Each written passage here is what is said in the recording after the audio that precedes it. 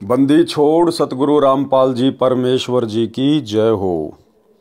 परमपिता परमात्मा सारी सृष्टि के रचनहार कुल मालिक असंख्य ब्रह्मांडों के स्वामी जगत गुरु तीनों लोकों में प्रवेश करके सबका भरण पोषण करने वाले राजाधिराज आत्माधार नाथों के नाथ देवों के देव महादेव सर्वेश्वर महेश्वर मृत्युंजय अजरो अमर आदि अनादि सनातनी प्रभु जगत पिता जगदीश्वर श्री श्री 1008 की उपाधि के वास्तविक अधिकारी अकाल मूरत शब्द स्वरूपी राम वासुदेव सर्वगतम ब्रह्म परम पूज्य प्रथम पूज्य परम संत परम पुरुष परम धनी परम दयालु सत्य कबीर हक्का कबीर अल्लाहु कबीर अल्लाहु अकबर बाखबर अल्लाह ताला जगत के तारणहार जगत के मुक्तिदाता जगत के जगन्नाथ हारे के सहारे हिंदुओं के राम मुसलमानों के अल्लाह सिखों के वाहिगुरु ईसाइयों के मसीह दया के सागर दयानिधि करुणा के सागर करुणानिधि स्वयंभू परिभू संकट मोचन कष्ट हरण मंगल करण दुख भंजन अविगत कबीर निर्विकार निर्विषम परमात्मा अलय अलेख सतगुरु आदि अनादि सतगुरु असली मर्यादा पुरुषोत्तम असली राम असली कृष्ण असली घनश्याम असली मुरारी राजाओं के राजा महाराजाओं के महाराजा शहंशाहों के शहंशाह सम्राटों के सम्राट भगवानों के भगवान अल्लाहों के अल्लाह प्रभुओं के प्रभु मसीहाओं के मसीह सच्चे वाहिगुरु बाबाओं के बाबा पीरों के पीर सेठों के सेठ जगत सेठ सावड़सा सेठ सर्वगुण संपन्न अनंत कोटि कलाओं के स्वामी अनंत कोटि ब्रह्मांडों के नायक योगियों में महायोगी ध्यानियों में महाध्यानी सिद्धों में परम सिद्ध ज्ञानियों में तत्वज्ञानी ब्रह्मज्ञानी महाज्ञानी परम ज्ञानी सर्वश्रेष्ठ ज्ञानी विज्ञानी युवा कबीर समरथ कबीर असमवात अमित ओजा सच्चे रहनुमा करीम अल्लाह सुभान अल्लाह दुनिया के अंतिम पैगंबर 8 सितंबर 1951 से गांव धनाना जिला सोनीपत हरियाणा भारतवर्ष की पावन भूमि पे प्रकट रियल कल की भगवान श्री नारायण साकार हरि श्री बाबा साहिब शब्द स्वरूपी राम संत श्रोमणी सतगुरु रामपाल जी परमेश्वर जी के चरण कमल में साध संगति से जुड़े हुए देश विदेश से आप और हम सभी सत्सेवक भाई बहनों का अनंत कोटि दंडवत प्रणाम। सत्साई भाई और बहनों, दया पूज्य गुरुदेव भगवान की सतगुरु रामपाल जी परमेश्वर जी की जिनके शुभ आशीर्वाद से विशेष आशीर्वाद से आप और हम सभी सत्सेवक भाई बहन साथ संगति से जुड़कर पूज्य गुरुदेव भगवान के तत्व ज्ञान को आधार बनाकर अपनी आत्मा के कल्याणार्थ हेतु दृढ़ता के साथ मोक्ष प्राप्ति के लिए भक्ति मार्ग पर निरंतर आगे की ओर बढ़ रहे हैं। भाई और बहनों, इस कलयुग की बिचली पीढ़ी में पूज्य गुरुदेव जी के आशीर्वाद से साध संगतियों के माध्यम से ही भगत आत्माओं में इतनी दृढ़ता और इतना विश्वास अपने गुरुदेव भगवान के प्रति पैदा होता है। और ये साध संगति सतगुरु रामपाल जी परमेश्वर जी के यथार्थ 13वें कबीर पंथ का ट्रेनिंग सेंटर है। साध संगति से जुड़कर ही आत्मा पाक साफ हो सकती है, अपने गुरु को परमात्मा के रूप में जान सकती है, पहचान सकती है। और जब तक हम गुरु को हृदय से परमात्मा के रूप में स्वीकार नहीं करेंगे, गुरु को परमात्मा के रूप में स्वीकार करने का मतलब है गुरु के अलावा अन्य किसी का प्रकट दिवस नहीं मनाना, गुरु के अलावा अन्य किसी को दंडवत नहीं करना, गुरु के अलावा अन्य किसी का जयकारा नहीं लगाना। तो ये विधि केवल वर्तमान में साध संगतियों में ही है। और जब तक हम इस प्रकार से पतिव्रता पद पर रहकर भक्ति नहीं करेंगे, तब तक हम पूज्य गुरुदेव जी के चरणों में उनके हृदय में जगह नहीं बना पाएंगे। तो गुरुदेव भगवान की बहुत बड़ी मेहर है आप और हम सभी सत्सेवक आत्माओं के ऊपर। और जिन जिन आत्माओं को मोक्ष प्राप्ति करनी होगी या परमात्मा ने करवानी होगी, उन सभी आत्माओं को परमात्मा अंततः साध संगति से जोड़ देंगे। तो भाई और बहनों, पूज्य गुरुदेव जी के कर कमल से लिखित पवित्र पुस्तक मुक्ति बोध के ऊपर वीडियो बनाने की श्रृंखला जारी है। इसी श्रृंखला में आज हमारा ये 19वें नंबर का वीडियो है। प्रत्येक वीडियो में गुरुदेव भगवान के आशीर्वाद से आप और हमें भक्ति मार्ग से संबंधित बहुत सारी नई नई बातें पता चलती हैं। उन बातों को सुनकर हमारा विश्वास भक्ति पर दृढ़ हो रहा है। तो आपने पिछले एपिसोड में पिछले वीडियो में आपने देखा कि मीराबाई की कथा जो गुरुदेव भगवान ने अपने कर कमल से लिखी है, उसमें गुरुदेव भगवान ने मीराबाई के विषय में बताया कि कैसे मीराबाई परमात्मा प्राप्ति के लिए प्रयास कर रही थी, कितनी दृढ़ता के साथ वो संघर्ष कर रही थी, कैसे मीराबाई को कबीर परमेश्वर जी की शरण प्राप्त हुई। और मीराबाई ने अपने विश्वास को दृढ़ करने के लिए श्री कृष्ण जी को रिझाया, उनको खुश किया और कैसे श्री कृष्ण जी के रूप में स्वयं कबीर परमात्मा सतगुरु रामपाल जी भगवान प्रकट हुए और मीराबाई की प्रत्येक शंकाओं का समाधान किया, जिससे मीराबाई भक्ति मार्ग पर दृढ़ होकर लग गई। तो आज हम आगे से कथा की शुरुआत करते हैं। रात्रि में मीरा जी ने भगवान श्री कृष्ण जी का आह्वान किया। त्रिलोकीनाथ प्रकट हुए। कौन प्रकट हुए? त्रिलोकीनाथ। असली त्रिलोकीनाथ कबीर परमात्मा सतगुरु रामपाल जी भगवान है। 3 लोक। भाई और बहनों, जब 21 ब्रह्मांड के 3 लोकों की बात आती है तो गुरुदेव ने बताया कि 21 ब्रह्मांड के 3 लोक हैं, पाताल लोक, पृथ्वी लोक और ये स्वर्ग लोक। और जब बात आती है सृष्टि के 3 लोकों की तो उस समय काल का 21 ब्रह्मांड एक लोक बन जाता है, अक्षर पुरुष के 7 शंख ब्रह्मांड दूसरा लोक बन जाता है, और ऊपर के 4 अविनाशी लोक, सतलोक, अलखलोक, अगमलोक और अनामी लोक, ये 4 लोक मिलकर तीसरा लोक बन जाता है। इस प्रकार सृष्टि की यह त्रिलोकी है। तो पूरी सृष्टि के जो त्रिलोकीनाथ हैं वे हैं कबीर भगवान सतगुरु रामपाल जी परमेश्वर। तो कौन प्रकट हुए? यहां गुरुदेव ने श्री कृष्ण जी का नाम नहीं लिखा, संकेत कर दिया त्रिलोकीनाथ प्रकट हुए। त्रिलोकीनाथ कबीर परमात्मा सतगुरु रामपाल जी भगवान मीरा को अपनी शरण में लेने के लिए, भक्ति पर लगाने के लिए श्री कृष्ण जी का रूप बनाकर प्रकट हुए। मीरा ने अपनी शंका समाधान के लिए निवेदन किया कि हे प्रभु, क्या आपसे ऊपर भी कोई परमात्मा है? एक संत ने सत्संग में बताया है, श्री कृष्ण जी ने कहा कि मीरा, परमात्मा तो है परंतु वह किसी को दर्शन नहीं देता। अब श्री कृष्ण जी इतनी आसानी से भला कैसे बता देगा? अपने ग्राहक इतनी आसानी से भला दुकानदार कैसे किसी दूसरी दुकान पर जाने देगा? लेकिन यहां तो स्वयं कबीर परमात्मा ही ये भूमिका कर रहे थे। हमने बहुत समाधि व साधना करके देख ली है। मीराबाई जी ने सत्संग में परमात्मा कबीर जी से यह भी सुना था कि उस पूर्ण परमात्मा को मैं प्रत्यक्ष दिखाऊंगा, सत्य साधना करके उसके पास शतलोक में भेज दूंगा। मीराबाई ने श्री कृष्ण जी से फिर प्रश्न किया कि क्या आप जीव का जन्म मरण समाप्त कर सकते हो? श्री कृष्ण जी ने कहा कि असंभव, कि मेरा खुद का जन्म मरण है। गीता अध्याय 4 श्लोक 5, गीता अध्याय 4 श्लोक 9, गीता अध्याय 10 श्लोक 2। स्वयं गीता ज्ञान देने वाला प्रभु कह रहा है कि अर्जुन, तेरे और मेरे बहुत जन्म हो चुके हैं। ये राजा और ये सेना पहले भी थी और आगे भी होगी। और ये ना सोच कि आगे तेरे जन्म नहीं होंगे या मेरे जन्म नहीं होंगे। अर्थात गीता ज्ञान देने वाला भी जन्म और मरण में है। तो भला फिर मीरा का जन्म मरण श्री कृष्ण जी कैसे समाप्त कर देता? तो श्री कृष्ण रूप में कबीर परमेश्वर ने सत्य बता दिया। श्री कृष्ण जी ने कहा कि असंभव। कबीर जी ने कहा था कि मेरे पास ऐसा भक्ति मंत्र है जिससे जन्म मरण सदा के लिए समाप्त हो जाता है। वह परम धाम प्राप्त होता है जिसके विषय में गीता अध्याय 15 श्लोक 4 में कहा है कि तत्व ज्ञान तथा तत्वदर्शी संत की प्राप्ति के पश्चात परमात्मा के उस परम पद की खोज करनी चाहिए, जहां जाने के पश्चात भगत फिर लौटकर संसार में कभी नहीं आते। उसी एक परमात्मा की भक्ति करो। कौन कह रहा है? गीता का ज्ञान देने वाला। अगर दुनिया गीता ज्ञान देने वाला श्री कृष्ण जी को मानती है या काल को मानती है तो भैया वो दोनों कह रहे हैं कि भाई हमारे बस की बात नहीं है जन्म मरण का रोग समाप्त करना, 84 लाख योनियों के कष्ट से जीव को बाहर निकालना। वो तो कोई और ही परमात्मा है, उसकी जानकारी तो तत्वदर्शी संत देगा। और हाथ खड़े कर दिए कि उसी एक परमात्मा की भक्ति करो। यानी इस ब्रह्म ने, श्री कृष्ण ने, विष्णु ने, आप जो मर्जी समझो, इन्होंने हाथ खड़े कर दिए कि हमारी भक्ति से आपका जन्म मरण का रोग समाप्त नहीं हो सकता। बाकी हम आपको राजा बना देंगे, महाराजा बना देंगे, सेठ बना देंगे, लेकिन जन्म मरण का रोग समाप्त नहीं कर सकते। मीराबाई ने कहा कि हे भगवान श्री कृष्ण जी, संत जी कह रहे थे कि मैं जन्म मरण समाप्त कर देता हूं, अब मैं क्या करूं? मुझे तो पूर्ण मोक्ष की चाहत है। श्री कृष्ण जी बोले कि मीरा, आप उस संत की शरण ग्रहण करके अपना कल्याण कराओ। मुझे जितना ज्ञान था वो बता दिया। मीरा अगले दिन मंदिर नहीं गई क्योंकि आस्था हट गई। भाई और बहनों, आंखों के सामने सत्यता आ गई। सीधी संत जी के पास अपनी नौकरानियों के साथ जाकर दीक्षा लेने की इच्छा व्यक्त की तथा श्री कृष्ण जी से हुई वार्ता भी संत कबीर जी से साझा की।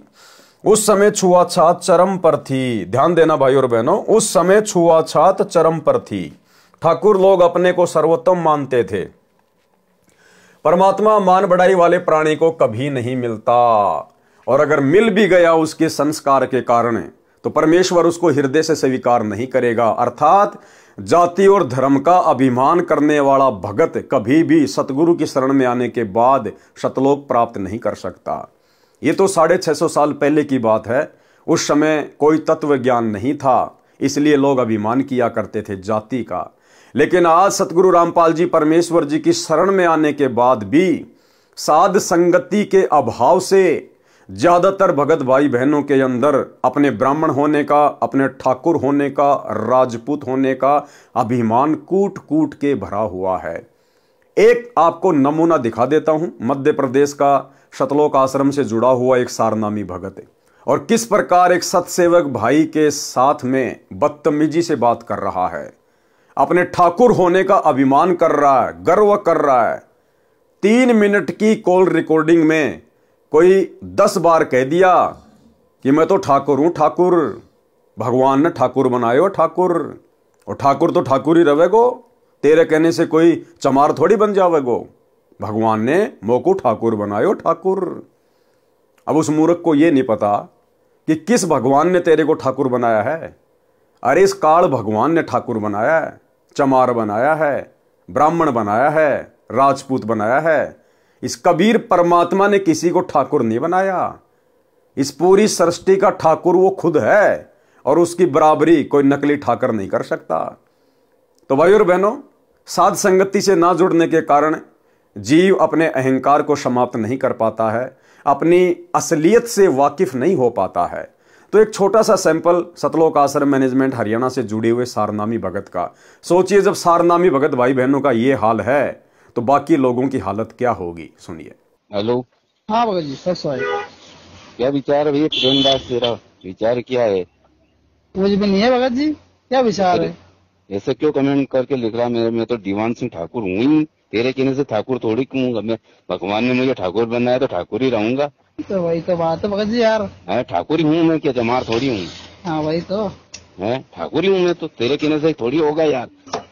नहीं, तो तेरे कहने से मैं तेरे को ठाकुर बना दूंगा तो तू ठाकुर बन जाएगा क्या? नहीं बनना चाहूंगा। रांड का केबल से पटेल कहेगी तो पटेल दुनिया पटेल कहेगा तो बाजेगा वो। हाँ, के रांड पटेल तो पटेल थोड़ी कहवाएगा। नहीं वही बात है। हाँ। भगवान ने मुझे ठाकुर के घर में जन्म दिया है। हाँ सही बात। तो ठाकुर ही कहलाऊंगा। शेर का बच्चा शेर ही कहलाएगा, गीदड़ थोड़ी कहलाएगा।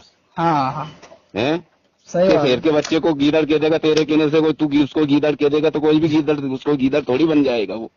हाँ नहीं कहेगा भगत जी। है तो मैं तो ठाकुर ही हूँ, ठाकुर के घर जन्म लिया है तो ठीक है भाई। अच्छी बात। तेरे कहने से कोई फर्क थोड़ी पड़ेगा मेरे को। सही बात है। और तू कुछ भी कहे भी देगा, मान लो मैं ठाकुर हूँ और तू कुछ भी बोलेगा तो उससे भी मेरे कुछ परिवर्तन नहीं पड़ना। भाई तू प्रेम है। हाँ, तो तेरा नाम प्रेम ही रहेगा। मैं बलवान दास और ताकत दास धर दूंगा तो वो थोड़ी बनेगा कहने से। सही बात है। हाँ, प्रेमदास से ही पहचाना जाएगा। भाई तेरे परिवार ने जो तेरा नाम रख दिया वही चलेगा, मेरे कहने से नाम दूसरा थोड़ी परिवर्तन होगा। सही बात है। तो मैं तो वो ठाकुर के घर में जन्म लिया तो ठाकुर ही कहलाऊंगा यार। सही बात है। लेकिन परमात्मा तेरे के भी तो कोई दूसरा विचार हो तेरा तो मेरे से तर्क कर। भाई वो लाला दास है, देवी दास, वो खास आदमी, उनसे कर विचार, मेरे से क्यों बात करता है इसी। उनसे तो वो कह रहे थे तेरी सारी बातें तुम आकी जब खोल रहे थे। कहाँ पे? उनसे कोई सत्संगों में बता रहे थे। वो क्या बता रहे थे भाई? अब मुझे क्या करना, तू उनसे बात कर, मुझे क्या करना, तेरे खास है तो उनसे करे ना बात।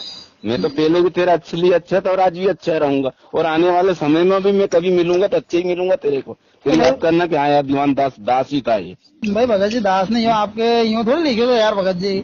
ना कोई वो वीडियो डाले तो कमेंट में तो कोई भाई भगत जी परमात्मा की अपन ने दिया डालेगा। भाई भगत जी परमात्मा कौन है? अब अगर अपन अभी भी अब तो तू मेरे पास उस गुरुद्रोही का वीडियो डाल रहा तो मैं उसको देखना नहीं पसंद करता हूँ। गुरु जी ने उसको गुरुद्रोही घोषित कर रखा है।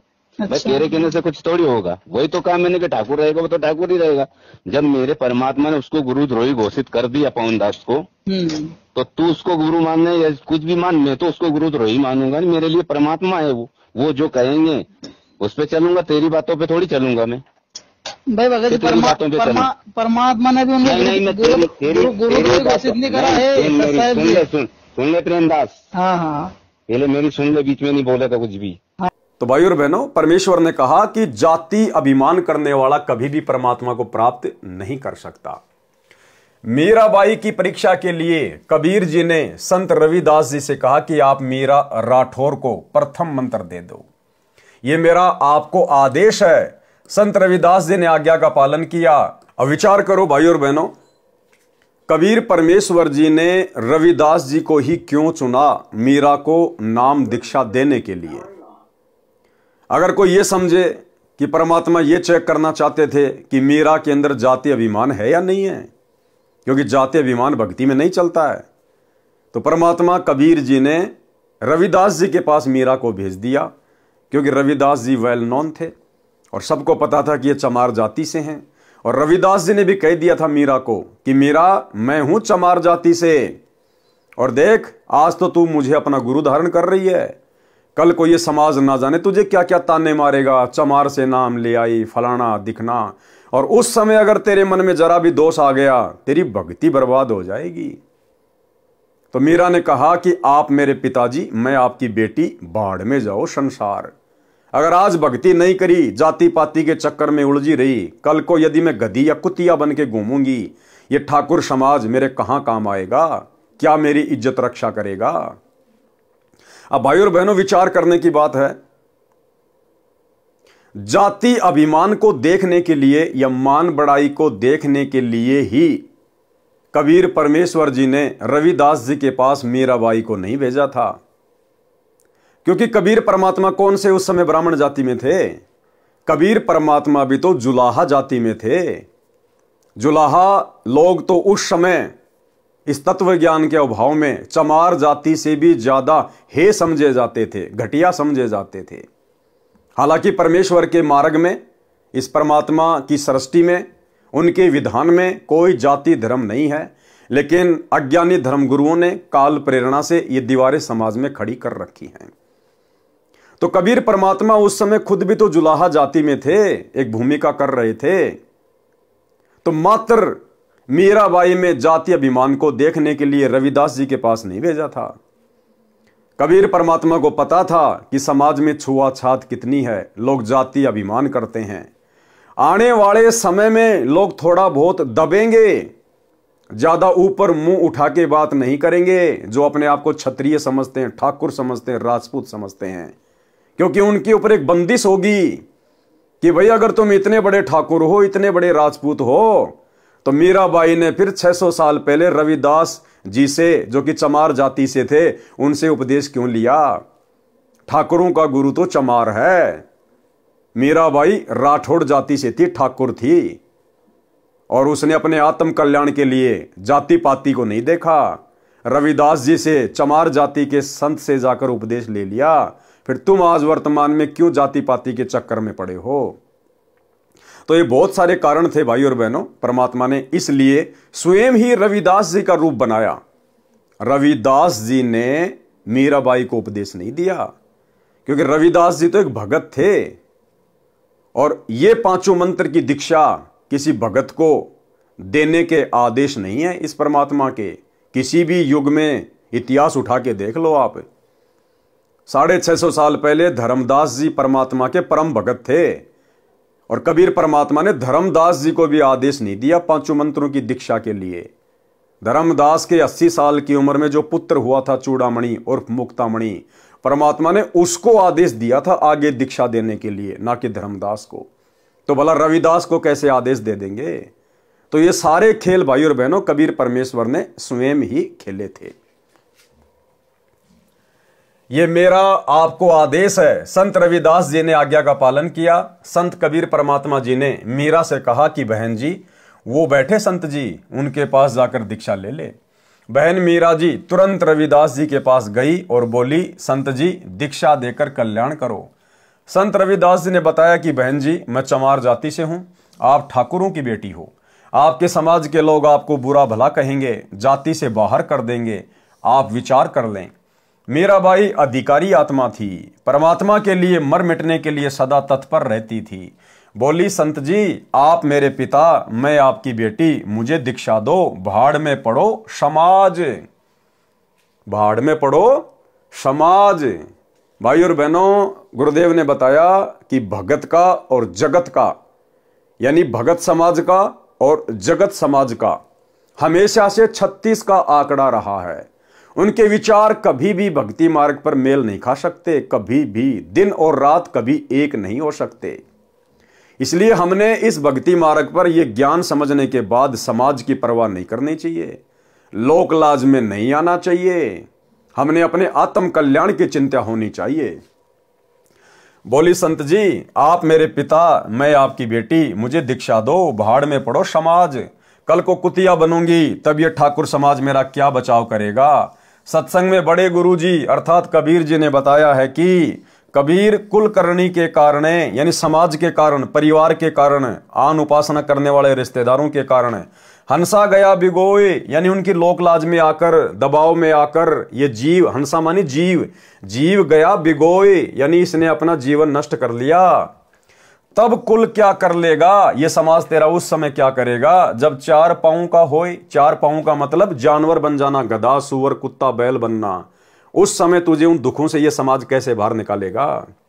शब्दार्थ, कबीर परमेश्वर जी सतर्क कर रहे हैं कि हे भगत, स्त्री, पुरुष जो कुल परिवार व संसार की शर्म के कारण भक्ति नहीं करते, कहते हैं कि घर परिवार वाले व संसार के व्यक्ति मजाक करेंगे कि नाम दीक्षा लेकर दंडवत प्रणाम करते हो, अन्य देवी देवताओं की पूजा नहीं करते हो, श्राद्ध पिंडदान नहीं करते हो, तुम्हें शर्म आनी चाहिए। उन्होंने अपना मानव जीवन नष्ट कर लिया। भक्ति न करने से जब 4 पैर के पशु यानी गधे, कुत्ते, सुअर, बैल आदि बनोगे, तब ये कुल व संसार के व्यक्ति क्या बचाव करेंगे। भक्ति ने बचाव करना था, वो की नहीं, इसलिए भक्ति करो। संत रविदास जी उठकर संत कबीर जी के पास गए और सब बात बताई। परमात्मा बोले कि देर ना कर, ले आत्मा को अपने पाड़े में। उसी समय संत रविदास जी ने बहन मीरा को प्रथम मंत्र केवल 5 नाम दिए। ये 5 नाम शरीर में बने कमलों को खोलने वाले हैं, राधा स्वामी पंथ वाले नहीं हैं, तथा ना दामा खेड़ा वाले गद्दी से दिए जाने वाले हैं।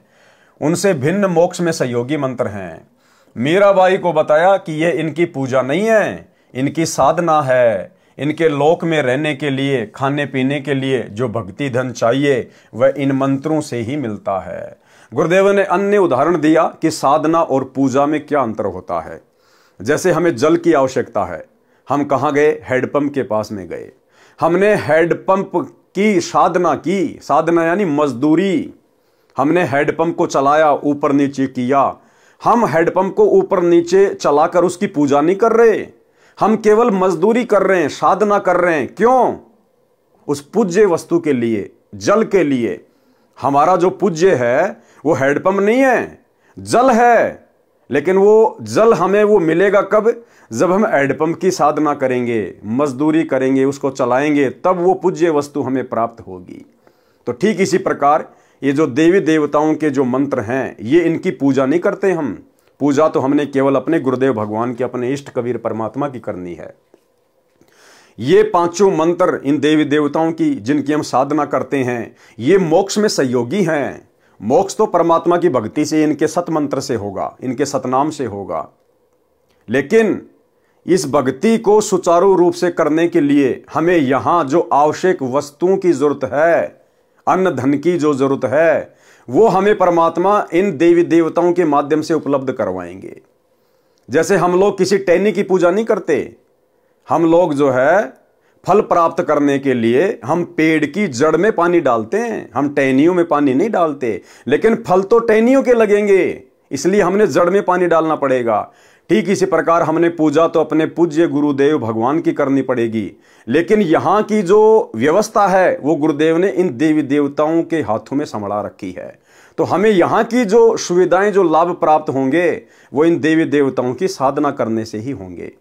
जब हमें लाभ प्राप्त होंगे तो भक्ति मार्ग में कोई दिक्कत नहीं आएगी, हम निश्चिंत होकर अपनी भक्ति करेंगे। इसलिए इनकी ये साधना हमें दी जाती है।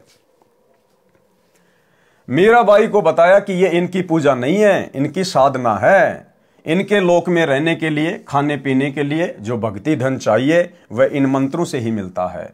यहाँ का ऋण उतर जाता है, फिर मोक्ष के अधिकारी होते हैं। परमात्मा कबीर जी तथा संत रविदास जी वहां 1 महीना रुके। मीराबाई पहले तो दिन में घर से बाहर जाती थी, फिर रात्रि में सत्संग में जाने लगी, क्योंकि सत्संग दिन में कम तथा रात्रि में अधिक होता था।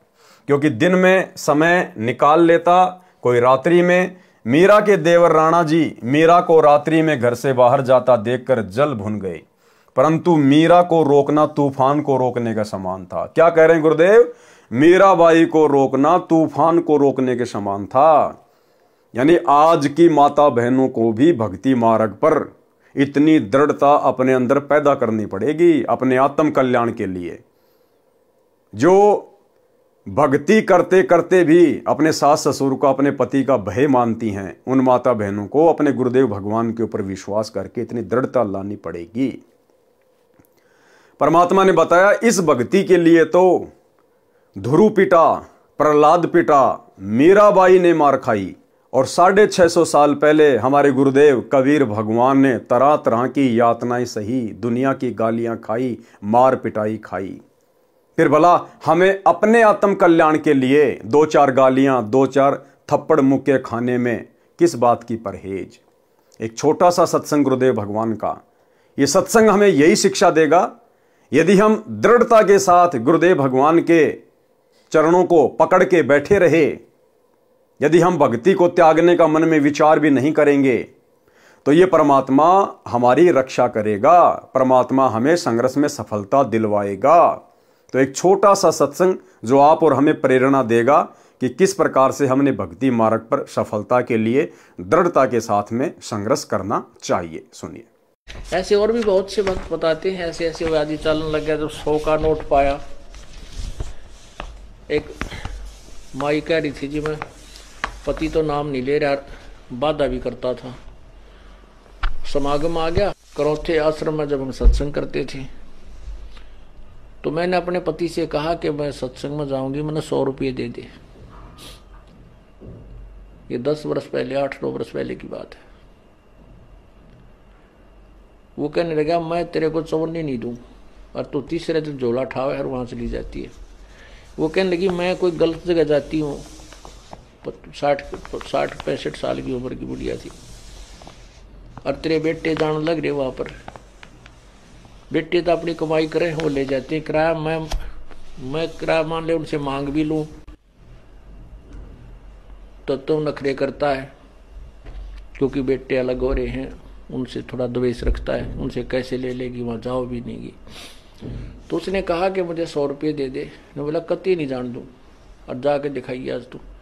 तो नहीं, मैं पैसा किराया दूं नहीं, तू जागी कैसे? वो कहने लगा मेरे द्वारा पैसा को ना।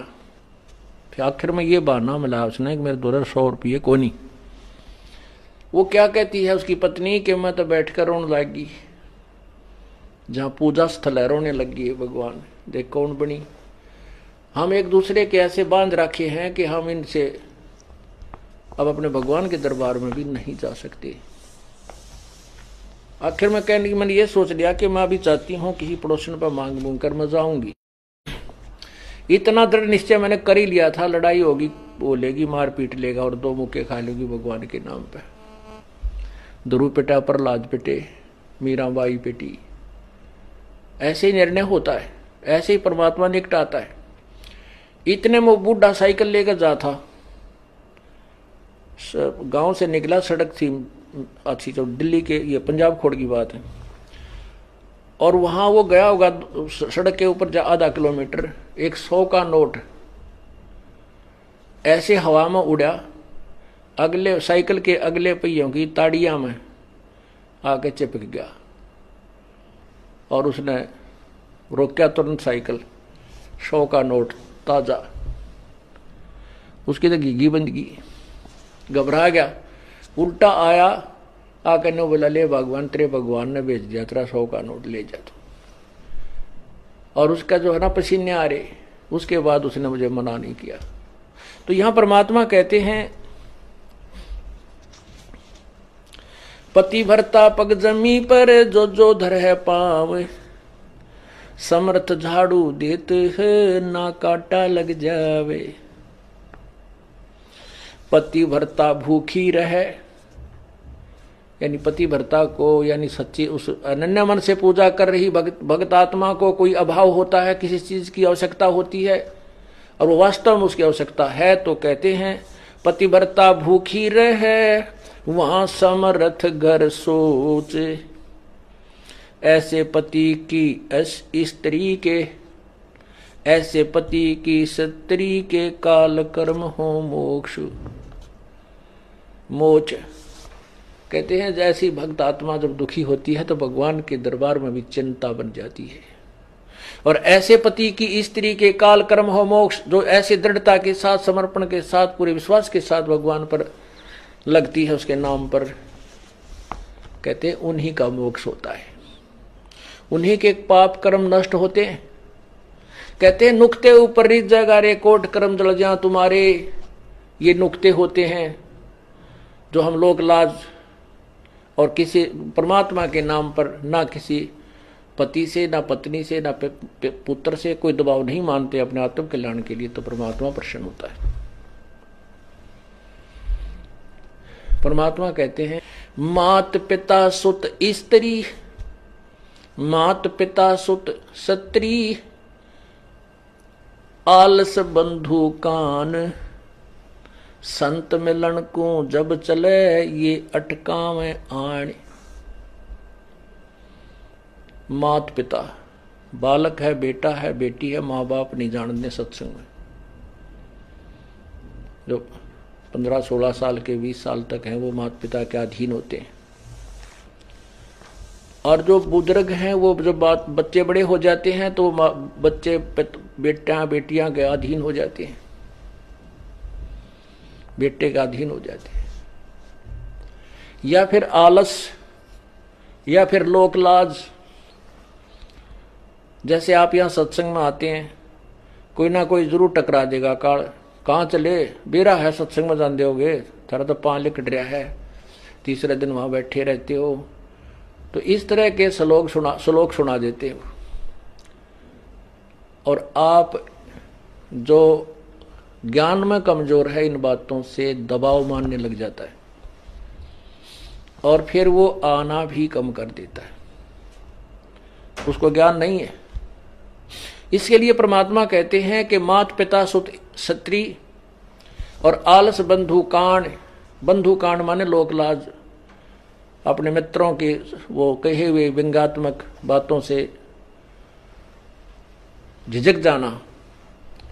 कहते हैं सतगुरु मिलन को जब चला ये अटकावे आण, ये आके आंट लावेंगे, किधर बेटा क्या माँ बाप या स्त्री ऐसी निकम्मी हो जाएगा दी बेबे, बस जी का धाड़ बन जाती है इस भगत के, या फिर लोक लाज, या खुद आलस कर जा, फिर देखोगे, फिर अगले बार देखेंगे, सर्दी ज्यादा है, गर्मी घनी है। इनका अटकाया ना अटके जो सतगुरु दर्श को जाए, कहे कबीर सो संत है भाई आवागमन निसावे। कहते नुक्ते ऊपर रिच जगह, ऐसे हम थोड़ी बहुत भगवान के लिए पापीटिया करेंगे, संघर्ष करेंगे तो हमारे निकट आएगा, और केवल बात बनाते हैं परमात्मा या कोई भी क्रिया पूरी नहीं हो सकती। जैसे अब यहाँ कौन आएंगे, वो आएंगे जो पूर्ण रूप से परिचित हो चुके हैं इस ज्ञान से। परंतु मीरा को रोकना तूफान को रोकने के समान था, इसलिए राणा जी ने अपनी मौसी जी यानी मीरा की माता जी को बुलाया और मीरा को समझाने के लिए कहा कि इसने हमारी इज्जत का नाश कर दिया। बेटी माता की बात मान लेती है। मीरा की माता ने मीरा को समझाया, मीरा ने उसका तुरंत उत्तर दिया।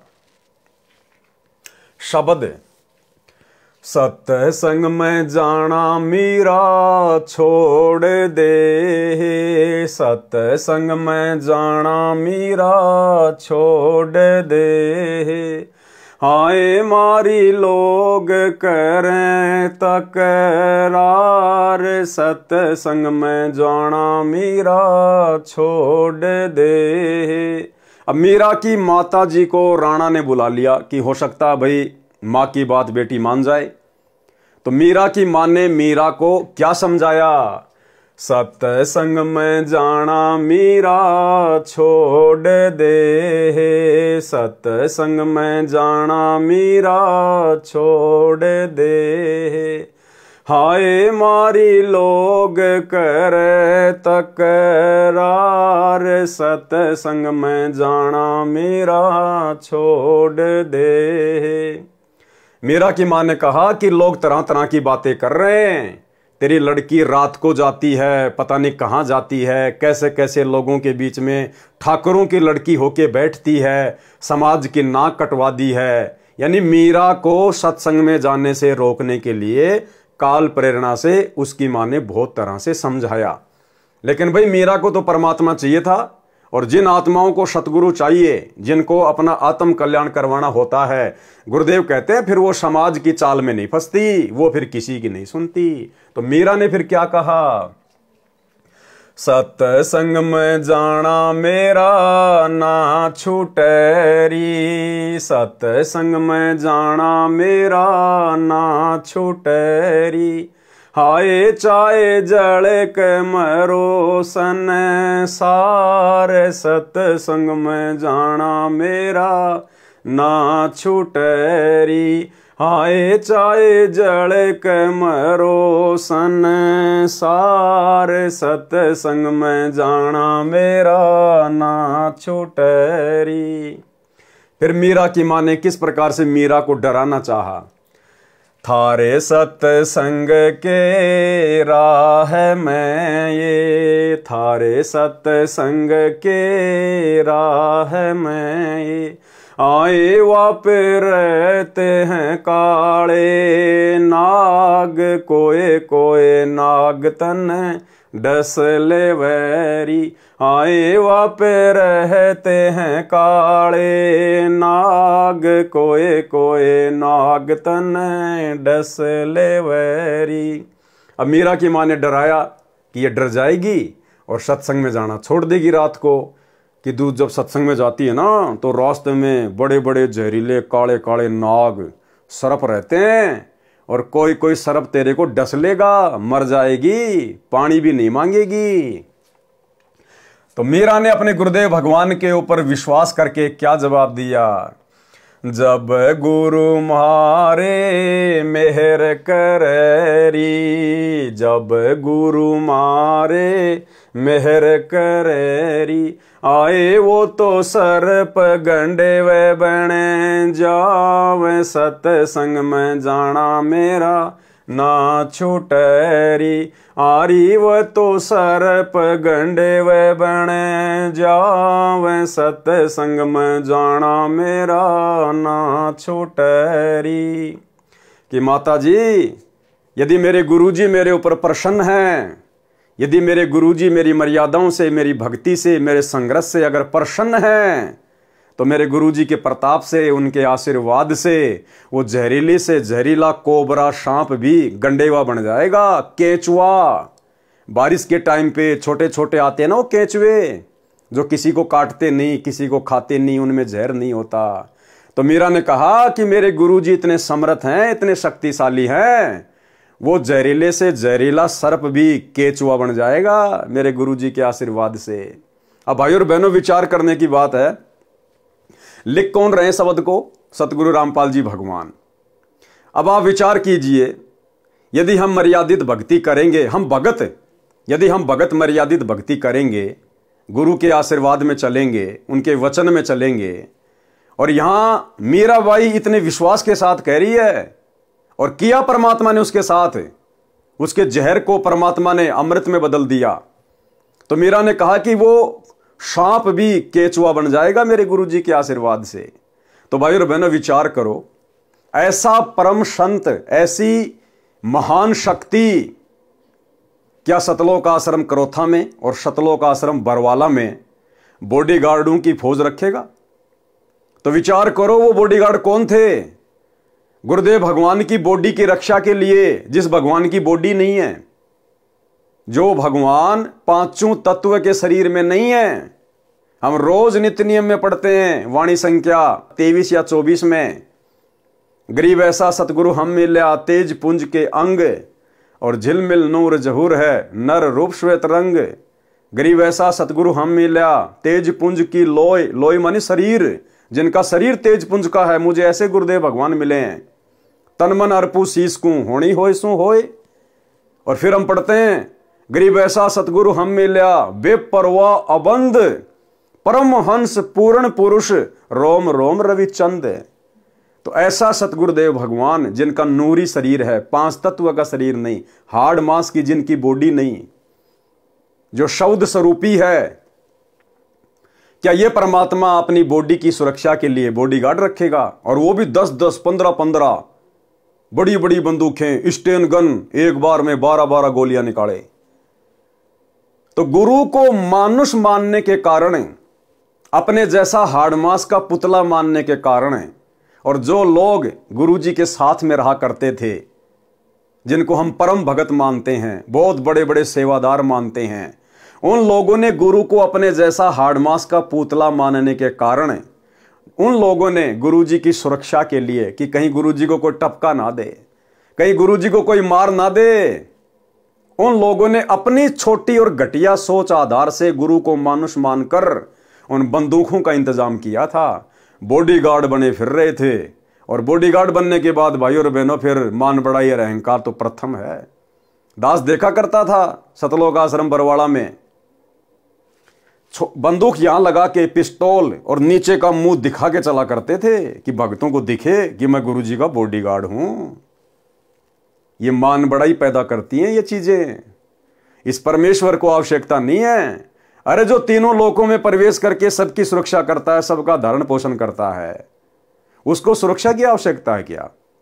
इसको सिक्योरिटी की आवश्यकता है क्या? तो ये तो गुरु को मानुष मानने के कारण उन बड़े बड़े परम भक्तों ने अपनी छोटी सोच आधार से ये क्रियाक्रम सेट कर रखा था। अब आने वाले समय में जब इस परमेश्वर की समर्थता, इसकी महत्वता, इस परमेश्वर की शक्ति जब पूरे संसार में होगी, पूरे ब्रह्मांड में होगी, वो तो ऑलरेडी पहले से है ही, उसी की शक्ति से सब कुछ चल रहा है। लेकिन आप और हमारी बुद्धि विकसित नहीं है, इसलिए हम नहीं समझ पा रहे। जब आप और हमारी बुद्धि विकसित होगी, हम इस परमेश्वर को पहचानेंगे परमात्मा के रूप में, तो इनका कोई बॉडीगार्ड नहीं होगा, इनका कोई सिक्योरिटी गार्ड नहीं होगा। हाँ, व्यवस्था बनाए रखने के लिए जरूर जो है भाई बहन सेवादार के रूप में रहेंगे, लेकिन वो लंबी लंबी बंदूकें लेके नहीं, क्योंकि पता चल जाएगा ये तो शब्द स्वरूपी राम है। 1 सेकंड में शरीर को नष्ट कर ले, 1 सेकंड में ये अपने शरीर को धारण कर ले। इसको मारने में कौन समर्थ है? तो परमेश्वर की समर्थता का जब ज्ञान हो जाएगा तो फिर जीव अपनी सोच आधार से ऐसी हरकत नहीं करेगा। तो मीरा बाई ने कहा कि माताजी मुझे क्या डरा रही हो? मेरे परमात्मा, मेरे सतगुरु के रहते सहते मुझे सांप लड़ जाए, और लड़ भी जाएगा तो मेरा कुछ बिगाड़ नहीं पाएगा। परमात्मा उसके जहर को पानी बना देगा, मेरे को शीतलता ही देगा। फिर उसकी मां ने और तरीका अपनाया, थारे सत्संग के राह में ये, थारे सत्संग के राह में हाय वापे रहते हैं बबरी शेर, कोए कोए शेर तन खा ले वैरी, आए वापे रहते हैं बबरी शेर, कोए कोए शेर तन खा ले वैरी। बोले बेटी, बड़े बड़े बबरी शेर भी रहते हैं वहां रास्ते में, और तेरे को तो एक ही भटके में खा जाएंगे वो बबरी शेर। मीराबाई को डराने का प्रयास कर रही उसकी मां। मीराबाई ने क्या कहा? जब गुरु मारे मेरे करेरी, जब गुरु मारे मेहर करेरी। कौन से गुरु? ये कबीर भगवान सतगुरु रामपाल जी। जब गुरु मारे मेहर करेरी, जब गुरु मारे मेहर करेरी, आए वो तो शेरा के गिद्दड़ बने जावे, सत्संग में जाना मेरा ना छूटेरी, आए वो तो शेरा के गिद्दड़ बने जावे, सत्संग में जाना मेरा ना छूटेरी। माँ, वो तेरे जो बबरी शेर है ना, वो गिद्दड़ बन जाएंगे, गिद्दड़। पूंछ को दबा के दौड़ जाएंगे मेरे को देखते ही, मेरे सतगुरु के प्रताप से, मेरे सतगुरु के आशीर्वाद से। तो किसको डरा रही है मां? मीरा सत्संग में जाना नहीं छोड़ेगी, अर्थात भक्ति करना नहीं छोड़ेगी। अब जैसे आज सत्संग घर घर में हो गए, उस समय तो कोई मोबाइल नहीं था, कोई ऐसा वैज्ञानिक जो है उपकरण नहीं था, इसलिए मीरा की मजबूरी थी सत्संग में जाना। आज वर्तमान में जैसे हमारे गुरुदेव भगवान हिसार जेल में बैठे हैं, तो हमने किसी आश्रम में धक्के खाने की जरूरत नहीं है। हमारे घर में सत्संग है, हमारे गुरुदेव के द्वारा किए गए सत्संग हमारे पास में उपलब्ध हैं, मोबाइल में, मेमोरी कार्ड में। हम अपने घर पर बैठकर शांति से सत्संग सुने। आज गुरुदेव की गैर हाजिरी में जितना समय हम आश्रमों में आने जाने में बर्बाद करेंगे, जितना समय हम बसों में आने जाने में बर्बाद करेंगे, जितना पैसा हम बर्बाद करेंगे, अरे उतने समय में तो 10 बार सत्संग सुन लेंगे घर पर बैठकर शांति से। हाँ, अगर गुरुदेव आश्रम में हैं, चाहे लाख बार जाओ, लेकिन उनकी गैर हाजिरी में हमें कहीं भी धक्के खाने की जरूरत नहीं है सत्संग के लिए। परमात्मा ने घर घर में सत्संग दे दिए। तो मीरा बाई ने कहा कि माँ, वो बबरी शेर भी गिद्दड़ बन जाएंगे मेरे गुरुदेव के आशीर्वाद से। मीरा का सत्संग में जाना बंद नहीं होगा। फिर और क्या बताया उसकी माँ ने? थारे सत्संग के बीच में है, थारे सत्संग के बीच में आए वापे रहते हैं साधु संत, कोई कोई संत तन ले रमय। हाय वापे रहते हैं साधु संत, कोई कोई संत तन ले रमय। अब मीरा की मां ने कहा कि मीरा देख, तू ठाकुरों की लड़की है, तू सुंदर है, और तू सत्संग में जाती है और वहां हर प्रकार के आदमी आते हैं, और तुझे कोई बैला फुसला के भगा के ले जाएगा तुझे, तू सत्संग में मत जा। तो मीराबाई ने क्या कहा? तेरे री मन में माता पाप है री, तेरे री मन में माता पाप है री, संत मेरे माँ बाप हैं री, संत मेरे माँ बाप हैं री। आरी वो तो कर देंगे बेड़ा पार, सत्संग में जाना मेरा ना छूटरी। हाय वो तो कर देंगे बेड़ा पार, सत्संग में जाना मेरा ना छूटरी। यहाँ भाई और बहनों, जो ये संत शब्द है ना, संत मेरे माँ बाप हैरी, ये यहाँ पर संत रविदास जी के लिए मीरा ने कहा है, भगतों के लिए नहीं। भगत हमारे माई बाप नहीं होते हैं। यहाँ पर संत रविदास जी यानी अपने गुरु जी के लिए मीरा ने शब्द यूज किए हैं। तो क्या कहा मीरा की मां ने कि थारे सत्संग के बीच में आए वहां पे रहते साधु संत, और कोई कोई संत तने ले रमे, कि तुझे भगा के ले जाएगा बैला फुसला के, और नाक कट जाएगी समाज में। तो भाई और बहनों, मीरा ने तो जवाब दे दिया, क्योंकि मीरा पाक साफ आत्मा थी, जिसके खुद के मन में दोष नहीं होता, सामने वाला भी उसको निर्दोष दिखाई देता है। लेकिन भाई और बहनों, वर्तमान में क्या हो रहा है? आज बिचली पीढ़ी का समय, पूर्ण परमात्मा स्वयं धरती पे सतगुरु रूप में प्रकट, भक्ति का पूरा कोर्स दे दिया गुरुदेव भगवान ने। और बड़ी विडंबना की बात है, शर्म की बात है, भगत समाज के लिए चुल्लू भर पानी में डूब मरने की बात है। स्वयं सतगुरु रामपाल जी भगवान भक्तों की बदनीयत के विषय में, शतलोक आश्रमों से जुड़े हुए कोऑर्डिनेटरों की घटिया हरकतों के विषय में अपने मुख से सार्वजनिक तौर पर सत्संग में कहने के लिए मजबूर हो रहे हैं। इतने घटिया कर्म इन शतलोक आश्रमों में कोऑर्डिनेटरों के द्वारा, सोचिए आम संगत का क्या हाल होगा। आम संगत को हैंडल करने वाले कोऑर्डिनेटरों का यह हाल है कि माता बहनों के साथ में अश्लील हरकतें करते हैं। और खुद सतगुरु रामपाल जी भगवान ही अंतर्यामी परमात्मा अपने सत्संग में सार्वजनिक तौर पर कह रहे हैं, हिसार जेल से आने वाली ऑडियो में, कि यहां तक शिकायतें आती हैं, ऐसे ऐसे घटिया हैं कोऑर्डिनेटर, कि बहन बेटियों के साथ भी अश्लील चैटिंग करते हैं। और गुरुदेव ने मजबूरन कहना पड़ा कि अच्छे इंसान तो जगत वाले भी ऐसा नहीं करते जैसा तुम भगत कर रहे हो।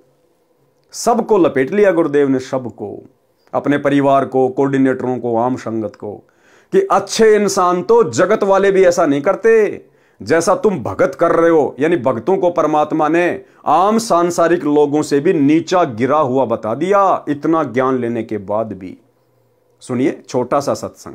विचार करना होगा कि हम कौन है, कहां से आए। आपस में खेचातानी रखते हो अभी भी भगत हो गए। अच्छे इंसान तो जगत वाले भी ना करते ऐसा जैसे भगत कर रही है। अच्छे इंसान तो जगत वाले भी ना करते ऐसा जैसे भगत कर रही है। अच्छे इंसान तो जगत वाले भी ना करते ऐसा जैसे भगत कर रही है। किसी को छोटी सी सेवा दे देते, कोऑर्डिनेटर बना दिया, उन्होंने सोचा मैं खुदा बन गया। और इतना शिक्षा तो पड़े, मजदूर बनो सीखो, मजदूर। और कई देखा है कि कोऑर्डिनेटर या जिसकी जो भी व्यवस्था लगाई जाती है वो व्यवहार भी ठीक नहीं करते, धमकान लग जाते, फुरकान लग जाते।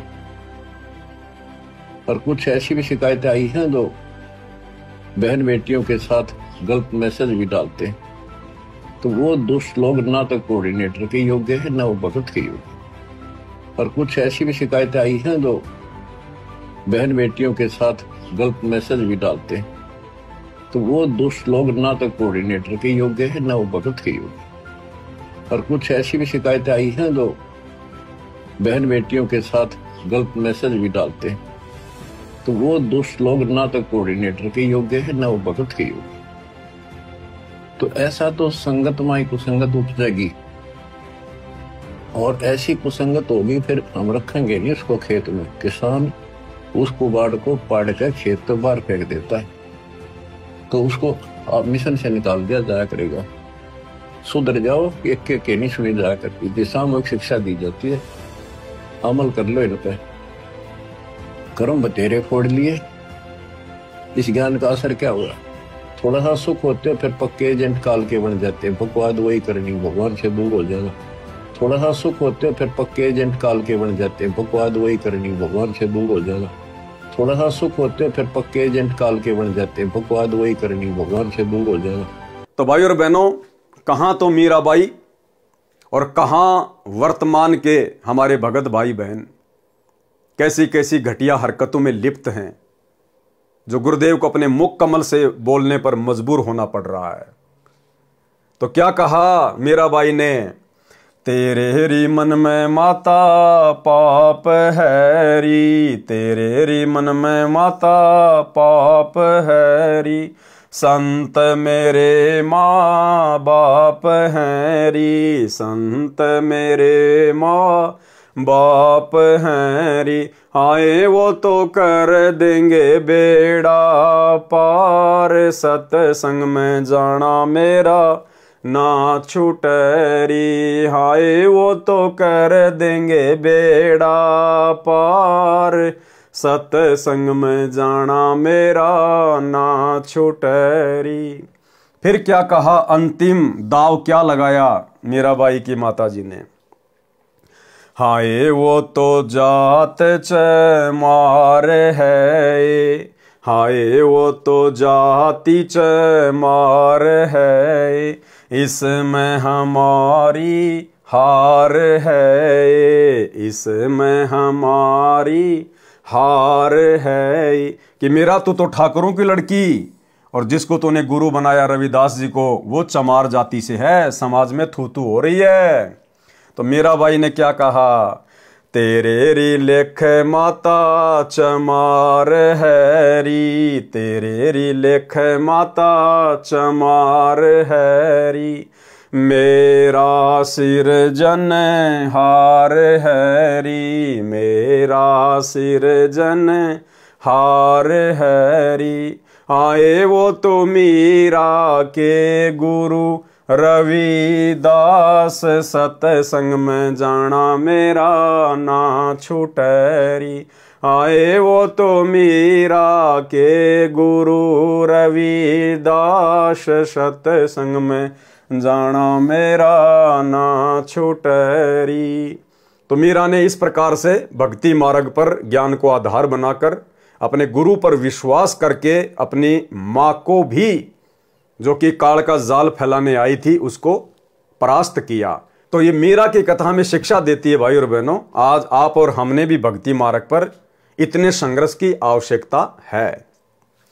शब्दार्थ, मीराबाई की माता ने कहा कि हे मीरा, तू सत्संग में जाना बंद कर दे, संसार के व्यक्ति हमारे विषय में गलत बातें करते हैं। मीरा ने कहा कि हे माता, मैं सत्संग में जाना बंद नहीं करूंगी, संसार भले ही ईर्ष्या की आग में जलकर मर जाए।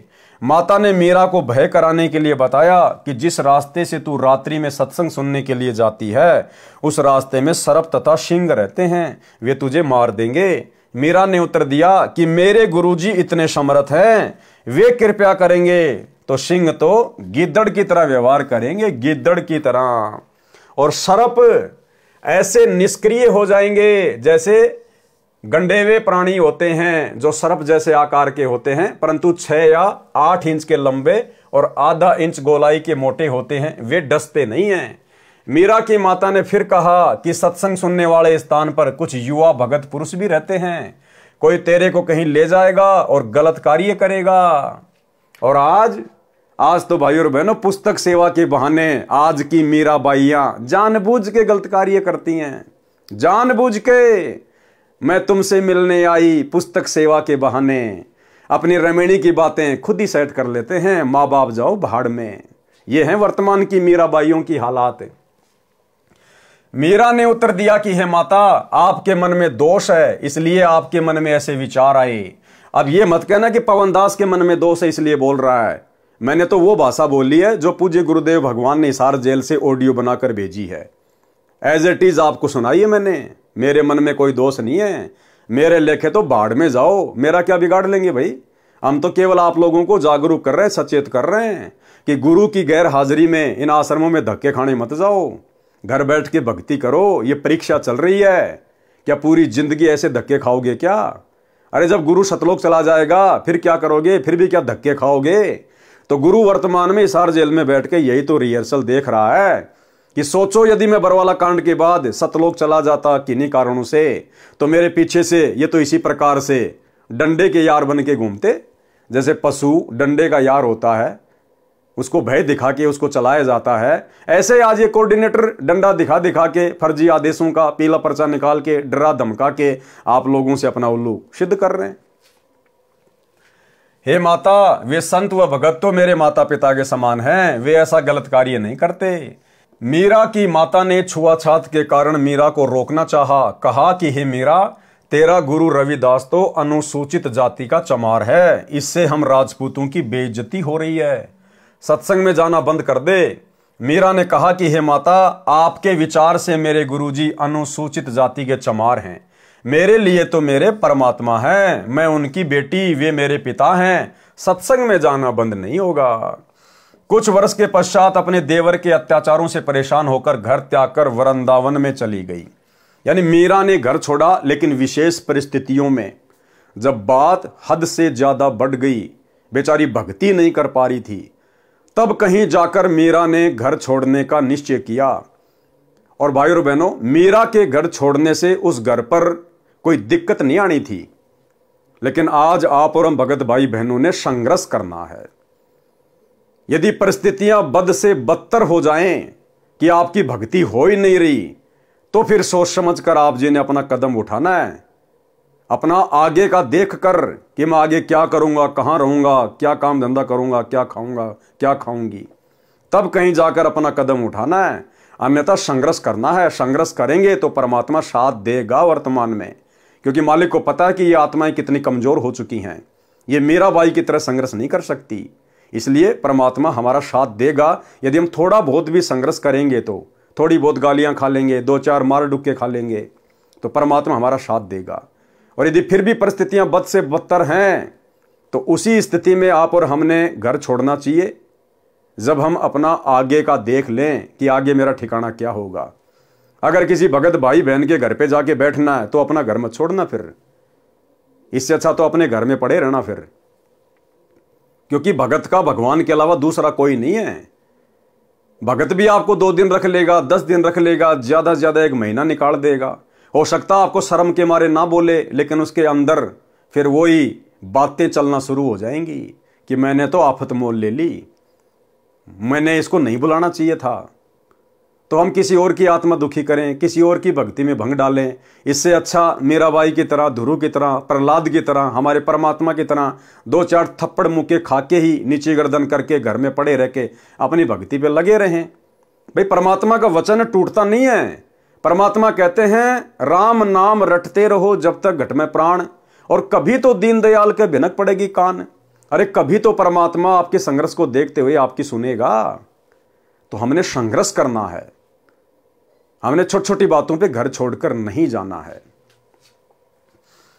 कुछ वर्ष के पश्चात अपने देवर के अत्याचारों से परेशान होकर घर त्याग कर वृंदावन में चली गई। वहां कबीर परमात्मा जी एक साधु के वेश में गए, ज्ञान चर्चा हुई। तब मीरा को ज्ञान हुआ कि अभी आगे की पढ़ाई शेष है। यानी केवल प्रथम मंत्र का जाप संत रविदास जी ने दे रखा था। परमात्मा कबीर जी ने सतनाम की दीक्षा दी। मीरा जी को वही रूप दिखाया जिस रूप में संत रविदास जी के साथ सत्संग में मिले थे। मीरा जी का फिर मानव जन्म अब वर्तमान के भक्ति युग में होगा। देखो क्या कह रहे हैं परमात्मा। अब ये सारे रहस्य धीरे धीरे खुलने लग जाएंगे। ये चीजें तो आप और हमारे सामने आ जा रही हैं। और ये दास पिछले 8 वर्षों से साथ संगति के वीडियो के माध्यम से आप भाई बहनों को कहता आया है कि सतयुग से लेकर वर्तमान समय तक एक भी आत्मा पूर्ण मोक्ष प्राप्त नहीं कर पाई। कोई भी सतलोक नहीं जा पाया। हां, जो पहले के, जो कलयुग के पिछली पीढ़ी वाले समय निकल चुके हैं अनंत बार, उनमें असंख्य आत्माएं पार हो चुकी हैं। लेकिन वर्तमान जो ये चौकड़ी चल रही है चतुर्युग की, सतयुग, त्रेता, द्वापर और वर्तमान समय, और इन वर्षों में, लाखों वर्षों में परमेश्वर ने जितनी भी आत्माओं को प्रकट होकर अपनी शरण में लिया है, जिन बड़े बड़े महापुरुषों का, भक्तों का हम नाम सुनते हैं, 64 लाख भगत परमात्मा के 650 साल पहले हुए थे, अभी तक उनमें से एक भी आत्मा पार नहीं हो पाई, एक भी आत्मा। क्योंकि पार होने का समय तो ये है वर्तमान का। तो अब देखो गुरुदेव भगवान साथ संगति की प्रत्येक बातों का समर्थन करते जा रहे हैं, प्रत्येक बातों का। मीराबाई का भी पूर्ण मोक्ष नहीं हुआ अभी तक। क्या कह रहे हैं गुरुदेव? मीरा जी का फिर मानव जन्म अब वर्तमान के भक्ति युग में होगा, इस कलयुग की पिछली पीढ़ी में होगा। भाई और बहनों, कुछ दिन पहले साथ संगति में एक बहन आई थी हरियाणा से, जो अपने आप को मीराबाई कहा करती थी। तो भाई और बहनों, वो नकली मीराबाई है, वो वास्तव में मीराबाई नहीं है। उसने अपने विषय में झूठ फैलाया था कि मैं मीरा की आत्मा हूं, मीरा की आत्मा हूं। गुरुदेव क्या कह रहे हैं? उसका जन्म अब होगा, अभी हुआ नहीं है, यानी अब हो चुका होगा वर्तमान में। क्योंकि गुरुदेव ने मुक्ति बोध को लिखा कब? अपने जेल जाने के बाद, यानी 2014 के बाद गुरुदेव ने मुक्ति बोध को लिखा है। तो गुरुदेव कह रहे मीरा का मानव जन्म अब भक्ति युग में होगा। अब वर्तमान में हो सकता है हो चुका होगा ये पुस्तक लिखने के बाद। अगर हो चुका होगा तो मीरा तो मुश्किल से 7 या 8 वर्ष की होगी, और जबकि वो तो 60 साल की थी। और उसके बाद थोड़े समय के लिए वो साथ संगति में आई, अपने आप को मीरा उसने घोषित किया, और कुछ समय बाद साथ संगति से भी भाग गई और पंजाब के अमृतसर में जाकर गुरुद्वारे में बैठ गई। उसने अमृत छक लिया, यानी संत रामपाल जी के चरणामृत से उसका पेटा नहीं भरा, और पंजाब के अमृतसर में जाके गुरुद्वारे में जाकर सरदार नहीं बन गई। वो कटार वगैरह धारण कर ली, सर पे पगड़ी वगैरह धारण कर ली, और वहां पे अमृत छक लिया उसने। तो वो मीरा की आत्मा नहीं है। मीरा की आत्मा के विषय में परमात्मा क्या कह रहे हैं? मीरा जी का फिर मानव जन्म अब वर्तमान के भक्ति युग में होगा। अगर हो चुका होता तो परमात्मा कह देते कि मीरा आ चुकी है। लेकिन क्या कह रहे हैं गुरुदेव? मीरा जी का फिर मानव जन्म अब वर्तमान के भक्ति युग में होगा। तीनों नाम की दीक्षा मिलेगी, मोक्ष उसकी मर्यादा पर निर्भर करेगा। यानी गारंटी नहीं है कि अगर मीरा जी का वर्तमान में मानव जन्म हो गया, उसको शरण मिल गई, सार नाम मिल गया तो पार हो जाएगी। क्या कह रहे हैं गुरुदेव? मोक्ष उसकी मर्यादा पर निर्भर करेगा। इसलिए चाहे वर्तमान में नानक जी परमात्मा की शरण में आओ, चाहे मीराबाई आओ, चाहे धन्ना जी आओ, चाहे कोई कितने बड़ा महापुरुष या भगत जिनके नाम हैं पंडित रामानंद जी, धर्मदास जी, सर्वानंद जी, नीरू नीमा, ये जितनी भी आत्माएं सब वर्तमान में आएंगी गुरुदेव की शरण में। तो गुरुदेव कह रहे शरण में आने से बात नहीं बनेगी भैया, मर्यादा फर्स्ट है। अगर मर्यादा में रहेंगे तो मोक्ष प्राप्त करेंगे, चाहे मीरा हो चाहे धर्मदास हो। तो इस भक्ति मार्ग में मर्यादाओं की कितनी बड़ी भूमिका है। और काल मर्यादा ही तुड़वाता है सबसे पहले, क्योंकि परमात्मा से दूर करने का सबसे अच्छा तरीका है भगत की मर्यादा तुड़वा दो। और बरवाला कांड के बाद गुरुदेव भगवान जो हमारी परीक्षा ले रहे हैं, आप सबको पता है, सतलोक आश्रम मैनेजमेंट हरियाणा ने, गुरुदेव के परिवार ने, इन कोऑर्डिनेटरों ने एक भी भगत की मर्यादा सुरक्षित नहीं छोड़ी, एक भी भगत की। सारे भक्ति विरुद्ध उल्टे काम और गुरुजी का ही नाम ले लेके संगत से करवा डाले। काल ने यही तो कहा था, जाओ जोग जीत संसारा, जीव न माने कहा तुम्हारा नाम ले वाद बधाऊं और याविद जीवों को बरमाऊं। कि तेरा नाम ले लेके कि गुरुजी का आदेश, पीड़ा पर्चा आ गया, गुरुजी का आदेश, और सबकी मर्यादा तोड़वा दूंगा। और गुरुजी का नाम ले लेके 2019 में कांग्रेस को वोट डलवा दिए, सपोर्ट करवा दिया। 2024 में बीजेपी को वोट डलवा दिए, सपोर्ट करवा दिया। नरेंद्र मोदी की रैलियों में धक्के खिला दिए। गांव धनाना में 1 करोड़ रुपए की लागत से भक्तों के दान से बैडमिंटन का स्टेडियम बना दिया, गुरुजी की मर्यादा तोड़वा दी। धनाना आश्रम में हॉस्पिटल का काम शुरू कर दिया 10 एकड़ में, जैसे आने वाले समय में सारे बीमार पड़ने वाले हैं। गुंडों की सीबीआई जांच के समर्थन में बैठा दिया, 5 लाख रुपए दे दिए राजपूत करणी सेना को। जाट आरक्षण में भक्तों को बैठा दिया, बिरानी आग में झोंक दिया, करोड़ों रुपए चंदे के रूप में दे दिए। गोहाना जाट धर्मशाला का 5वां फ्लोर बनवा रहे हैं, जो 1 करोड़ रुपए में बनेगा। और दुनिया भर की नौटंकी पाखंड जिनकी कोई गिनती नहीं है। तो काल का यही तो सूक्ष्म दाव था जो सफल हो गया। और जो गुरुदेव के हीरे मोती लाल थे, जिनके लिए परमात्मा चारों युगों से भटक रहे हैं, जो विशेष आत्माएं हैं गुरुदेव की, परमात्मा ने उन आत्माओं को बरवाला कांड के बाद साध संगतियां शुरू करवा के उनकी भक्ति मर्यादा सुरक्षित रखवाने के लिए पहले ही साध संगति से जोड़ दिया।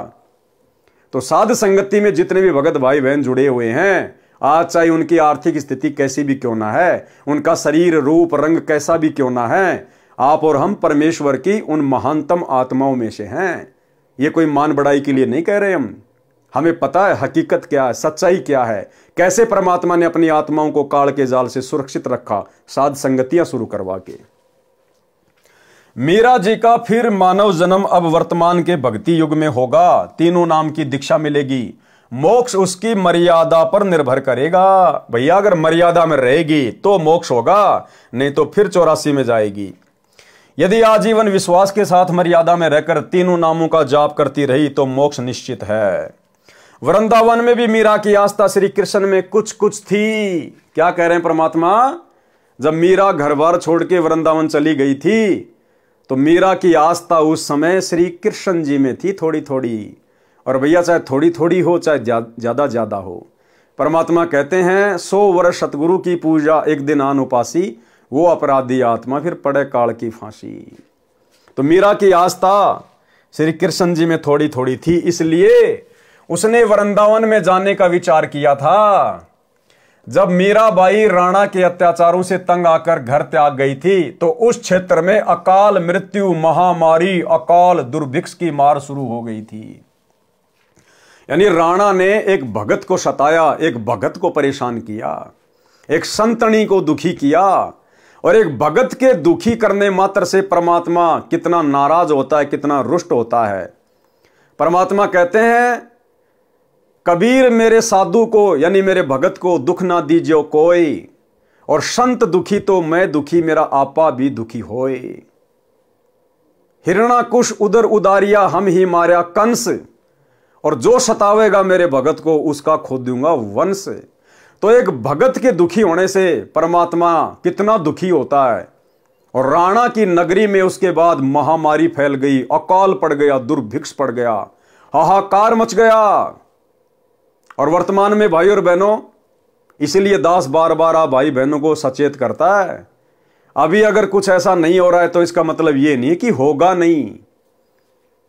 अरे वहां तो खाली एक भगत को, मीरा को दुखी किया गया, जिस कारण से राणा की नगरी में हाहाकार मच गया, महामारी और अकाल। और यहां वर्तमान में हरियाणा में उस पूर्ण ब्रह्म परमात्मा अल्लाहों के अल्लाह सर्वेश्वर महेश्वर को, सतगुरु रामपाल जी भगवान को, इस कबीर परमात्मा को दुखी किया गया है। और 2014 बरवाला कांड के बाद से वे कहां बैठे हुए हैं। सोचिए आने वाले विनाशकारी समय में, युग परिवर्तन के दौर में हरियाणा के ऊपर क्या बीतेगी, हरियाणा के ऊपर क्या बीतेगी। और विशेषकर जहां परमात्मा निवास करते थे जिला हिसार में, वहां क्या बीतेगी। इसलिए भाइयों और बहनों, परमात्मा कहते दिल्ली मंडल पाप की भूमा। ये जो दिल्ली मंडल के अंतर्गत यानी दिल्ली के अधीन जो क्षेत्र है, इसमें ये हरियाणा पड़ता है। तो सोचिए भाइयों और बहनों, जब एक मीरा को, एक भगत को दुखी करने के कारण उस राजा की नगरी में ऐसी हाहाकार मच सकती है, तो वर्तमान में तो सम्राट को दुखी किया गया है, सम्राट को परेशान किया गया है, ना पहचान कर, जानबूझकर बकवाद करके, उनके विचार ना सुनकर, उनके सत्संग ना सुनकर, काल प्रेरणा से। तो सोचिए आने वाले समय में इस सरकार का क्या होगा, उस प्रदेश के वासियों का क्या होगा, किस किस प्रकार की आपदाएं आएंगी, आपत्तियां आएंगी। और फिर समाधान क्या होगा, समाधान वही होगा जो राणा को फिर पंडितों ने बताया, ज्योतिषियों ने बताया। क्या, जब मीराबाई राणा के अत्याचारों से तंग आकर घर त्याग कर गई, तो उस क्षेत्र में अकाल मृत्यु, महामारी, अकाल दुर्भिक्ष की मार शुरू हो गई। ज्योतिषियों ने बताया कि आपके नगर से संत रुष्ट होकर चला गया है, जिस कारण से यह उपद्रव हो रहा है। समाधान बताया कि यदि वह संत जीवित मिल जाए और वापस मनाकर, क्या, वापस मनाकर प्रसन्न करके लाया जाए, वो संत अपने आप आए, उससे बात नहीं बनेगी। उस संत को मनाकर, प्रसन्न करके, मनाना क्या होता है, प्रसन्न करना क्या होता है, पैर पकड़ पकड़ के, चरणामृत बना के, धो धो के पीकर, रो रो कर, अपने आंसुओं से उनके चरण कमल धोकर, उनको मनाकर, उनको प्रसन्न करके वापस लाया जाए, तो तुम्हारी नगरी के हालात ठीक होंगे। तो आने वाले समय में भाइयों और बहनों, जो भी हरियाणा का राजा होगा, मुख्यमंत्री होगा, जो भी भारत का राजा होगा, जो प्रधानमंत्री होगा, राष्ट्रपति होगा, हिसार जेल में जाकर उस युग परिवर्तन के समय में, हाहाकार के समय में, हिसार जेल में जाकर सतगुरु रामपाल जी के पैर पकड़कर, चरण धोकर, नाक रगड़कर, घुटने टेक कर माफी मांगने से ये हालात देश और दुनिया के सुधरेंगे। तब जाकर लोगों की सांस में सांस आएगी। ये होगा, अवश्य होगा। ये परमात्मा धरती पे है। इन हालातों में कोई सतगुरु रामपाल जी को परमात्मा मानने वाला नहीं है। दुनिया ऐश कर रही है, मौज कर रही है, दुनिया को कोई कमी नहीं है। भगवान जेल में बैठा है, भगत उनके दुखी हो रहे हैं, आधे भगत बकवाद कर रहे हैं। तो यदि इसी प्रकार से सब कुछ चलता रहा, तो ना तो इस धरती पर कलयुग में सतयुग आएगा और ना सतगुरु रामपाल जी भगवान हिसार जेल से बाहर आने। भाई ये तो भगवान है, और भगवान ने तो अपने आप को भगवान मनवाना है। गुरुदेव ने बताया कि जीव की आदत है हार नहीं मानता, और भगवान की आदत है हार मनवा के रहता है। तो आने वाले समय में क्या बीतेगी, ये आप और हम सबकी आंखों के सामने होगा। वर्तमान में भले जो लोग गुरुदेव के सत्संगों से अपरिचित हैं, उनकी महिमा से अपरिचित हैं, वो भले इन बातों को मजाक में लें, लेकिन हकीकत यही है। जिस कल की भगवान को आजकल दुनिया यूट्यूब पे ढूंढ रही है, वो कल की भगवान हिसार जेल में बैठे हुए सतगुरु रामपाल जी परमात्मा हैं। कल्कि के दो मतलब हैं, एक होता है विष्णु का अवतार, वो तो लाखों साल बाद में आएगा, उसका तो वर्तमान में कोई लेन देन ही नहीं है। दूसरा कल्कि होता है कलयुग का भगवान, काल पर विजय प्राप्त करने वाला भगवान कल्कि। तो ये है वो कल्कि भगवान, रियल कल्कि, जो इस कलयुग में सतयुग लाएगा, युग परिवर्तन के दौर में जो देश और दुनिया बचाएगा। ये हैं वो कल्कि भगवान। और इस कल्कि भगवान को 2028 के आसपास, उससे पहले या उससे बाद में, मतलब जब भयंकर परिस्थितियां बदल जाएंगी, बिगड़ जाएंगी, बड़े बड़े देश भी हाथ खड़ा कर लेंगे जो आज अपने आप को डेवलपमेंट कंट्री कह रहे हैं, हम तो विकसित देश हैं। जब उनके भी हाथ खड़े हो जाएंगे, भारत के तो बिसाती क्या फिर। और उस समय फिर पता चलेगा कि इन परिस्थितियों में कौन सहायता कर सकता है, कौन काबू पा सकता है? इस प्रकृति के ऊपर किसका डंडा है? तब पता चलेगा कि हिसार जेल में बैठी हुई परम शक्ति है। तो उस समय इन राजनेताओं को मजबूरन घुटने टेकने पड़ेंगे, वहां मनाना पड़ेगा, प्रसन्न करना पड़ेगा।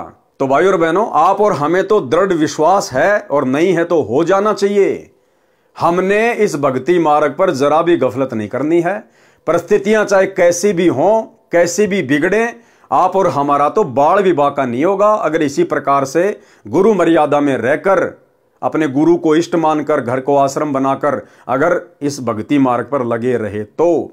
बाकी दुनिया का उस समय क्या होगा क्या नहीं होगा वो तो फिर हम अपनी आंखों से ही देखेंगे। ज्योतिषियों ने बताया कि आपके नगर से संत रुष्ट होकर चला गया है, जिस कारण से यह उपद्रव हो रहा है। समाधान बताया कि यदि वह संत जीवित मिल जाए और वापस मनाकर प्रसन्न करके लाया जाए तो वह आशीर्वाद देकर सब ठीक कर सकता है। वह आशीर्वाद देकर सब ठीक कर सकता है। और उस समय भी भाई और बहनों, मीरा ने कुछ भी ठीक नहीं करना था। मीरा तो भगत थी, आशीर्वाद देने का तो कोई सवाल ही पैदा नहीं था। उस समय भी परमात्मा ने ही ठीक करना था, इसी कबीर परमेश्वर ने ठीक करना था। अगर मीरा वापस भी आ जाती तो। राणा ने अपने सभापतियों से प्रश्न किया कि ऐसा कौन संत था जो रुष्ट होकर चला गया, क्योंकि मीरा का देवर मीरा को कोई भगत थोड़ी मानता था। तो उसने कहा कि ऐसा कौन संत था जो रुष्ट होकर चला गया। राणा का चाचा यानी मीरा का पितसरा यानी चाचा ससुर भवन सिंह राणा का महामंत्री था, और इस भवन सिंह ने परमात्मा कबीर जी से नाम उपदेश भी ले लिया था तथा परमात्मा का भगत था। मीराबाई के साथ भौम ने भी संत रविदास जी से नाम लिया था। भौम को यानी भवन को एक नौकर राजा ने दे रखा था, उस नौकर ने भी उस समय संत रविदास जी से नाम लिया था। वे पहले मीरा के साथ बैठकर परमात्मा की चर्चा घंटों किया करते थे। भवन मीरा को बेटी की तरह तथा साध्वी की तरह सम्मान देता था, परंतु अत्याचारी भतीजे राजा से डरता था। मीरा को सांत्वना देता था कि भक्तों का भगवान रक्षक है। मीरा के चले जाने के पश्चात भवन तथा नौकर बहुत रोते थे, याद करते थे। भौम ने राजा को बताया कि मीरा संत थी। उस राणा को मीरा के चाचा ससुर भवन ने बताया कि मीरा संत थी, वह चली गई, इस कारण से यह सब अनिष्ट हो रहा है। राणा ने कहा कि उसे कौन ला सकता है। अब देखो, फिर भी अहंकार, फिर भी घमंड, फिर भी अहंकार, फिर भी घमंड। वो राणा खुद जाने को तैयार नहीं हुआ। अगर वो सैनिक या कोई और राणा के आदेश से मीरा को ले भी आते तो भी परमात्मा दया नहीं बख्शता, क्योंकि मैन अत्याचारी कौन था? जिसके अत्याचार से दुखी होकर मीरा वृंदावन गई थी, उसको जाना पड़ेगा, उस राजा को, उस राणा को जाना पड़ेगा। लेकिन वो शेर तो आदेश दे रहा कि कौन ला सकता है मीरा को, यानी अभी उसको आवश्यकता नहीं थी, अभी वो दुखी नहीं था, जनता दुखी हो रही थी। राणा ने कहा कि उसे कौन ला सकता है, मैं कभी उसे कष्ट नहीं दूंगा, प्रतिज्ञा करता हूं। 2 सिपाही जो मीरा की निगरानी के लिए छोड़ रखे थे, मीरा के साथ छाया की तरह साथ रहने का आदेश राणा ने दे रखा था। मीरा की प्रत्येक गतिविधि पर नजर रखने को कहा था। दोनों मीराबाई से ज्ञान चर्चा सुना करते थे, उसके कष्ट में रोया करते थे, कहते थे कि बहन विश्वास रखो, परमात्मा सब देख रहा है। मीरा के अचानक चले जाने से उसकी दशा भी खराब थी, घंटों रोते थे। उन दोनों ने खड़ा होकर सभा में कहा कि हम मीरा को लौटा ला सकते हैं यदि जिंदा मिल गई तो। राजा ने कहा कि यदि नहीं आई तो क्या करोगे? वे बोले कि हम भी लौट कर नहीं आएंगे। अब देखो कितना अभिमान था उसके अंदर।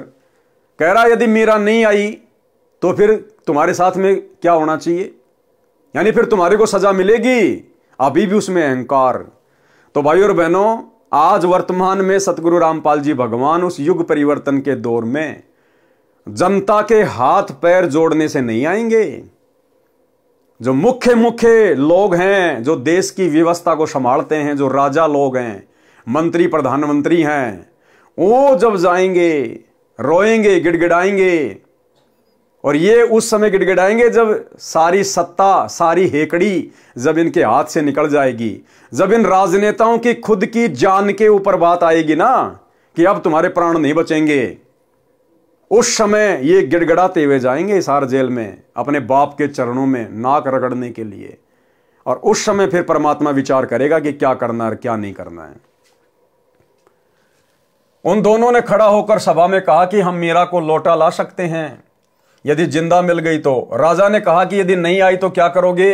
वे बोले कि हम भी लौटकर नहीं आएंगे। दोनों मीराबाई की खोज में निकले। पता चला कि बहुत सारे संत स्त्री पुरुष वृंदावन में रहते हैं। वहां मीराबाई मिल गई।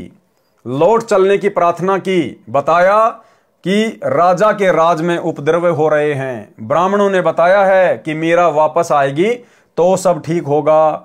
राणा ने कहा है कि आगे से मीरा को कोई कष्ट नहीं दूंगा, आप चलो। मीरा ने कहा कि भाई अब नहीं जाऊंगी। उन्होंने कहा कि यदि आप नहीं चलोगी तो हम प्रतिज्ञा करके आए हैं कि यदि मीरा जीवित मिल गई तो हमारी बात को मान लेगी।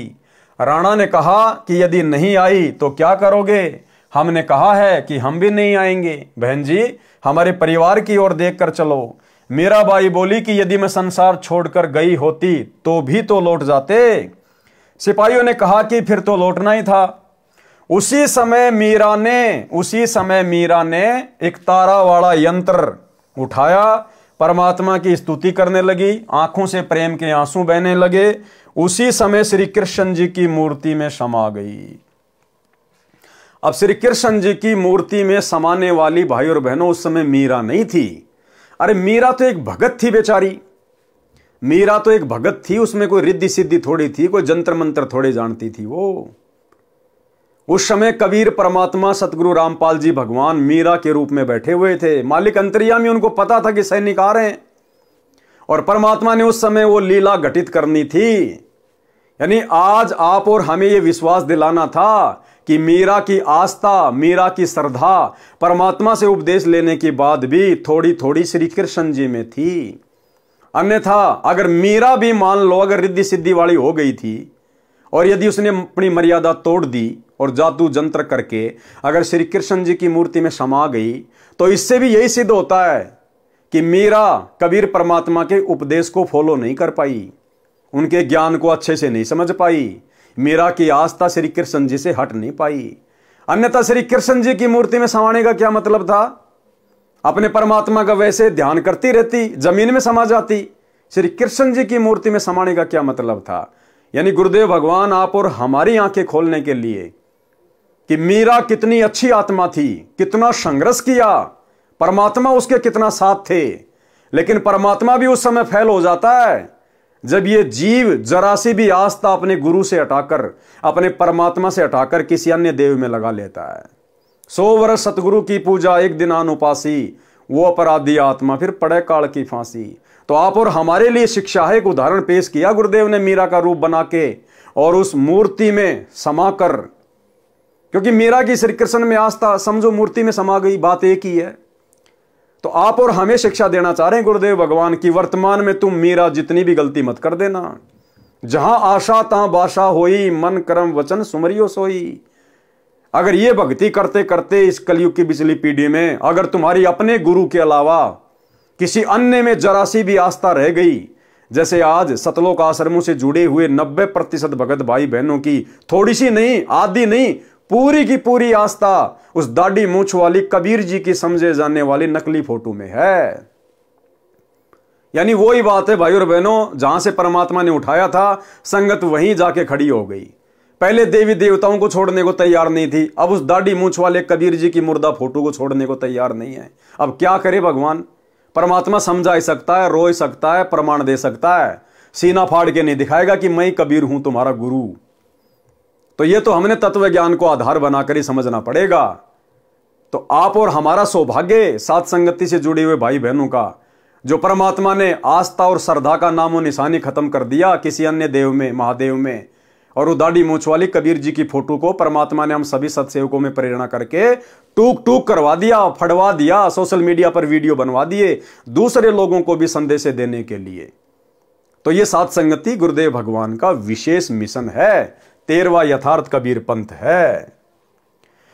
उसी समय मीरा जी ने एक तार वाला यंत्र उठाया, परमात्मा की स्तुति करने लगी, आंखों से प्रेम के आंसू बहने लगे। उसी समय श्री कृष्ण जी की मूर्ति में समा गई। दोनों नौकरों ने लौटकर राणा को सभा में बताया। उस समय राजा अपने महामंत्री भवन के साथ शिकार खेलने जाने वाले थे। भौम तलवार तीर लेकर तैयार था।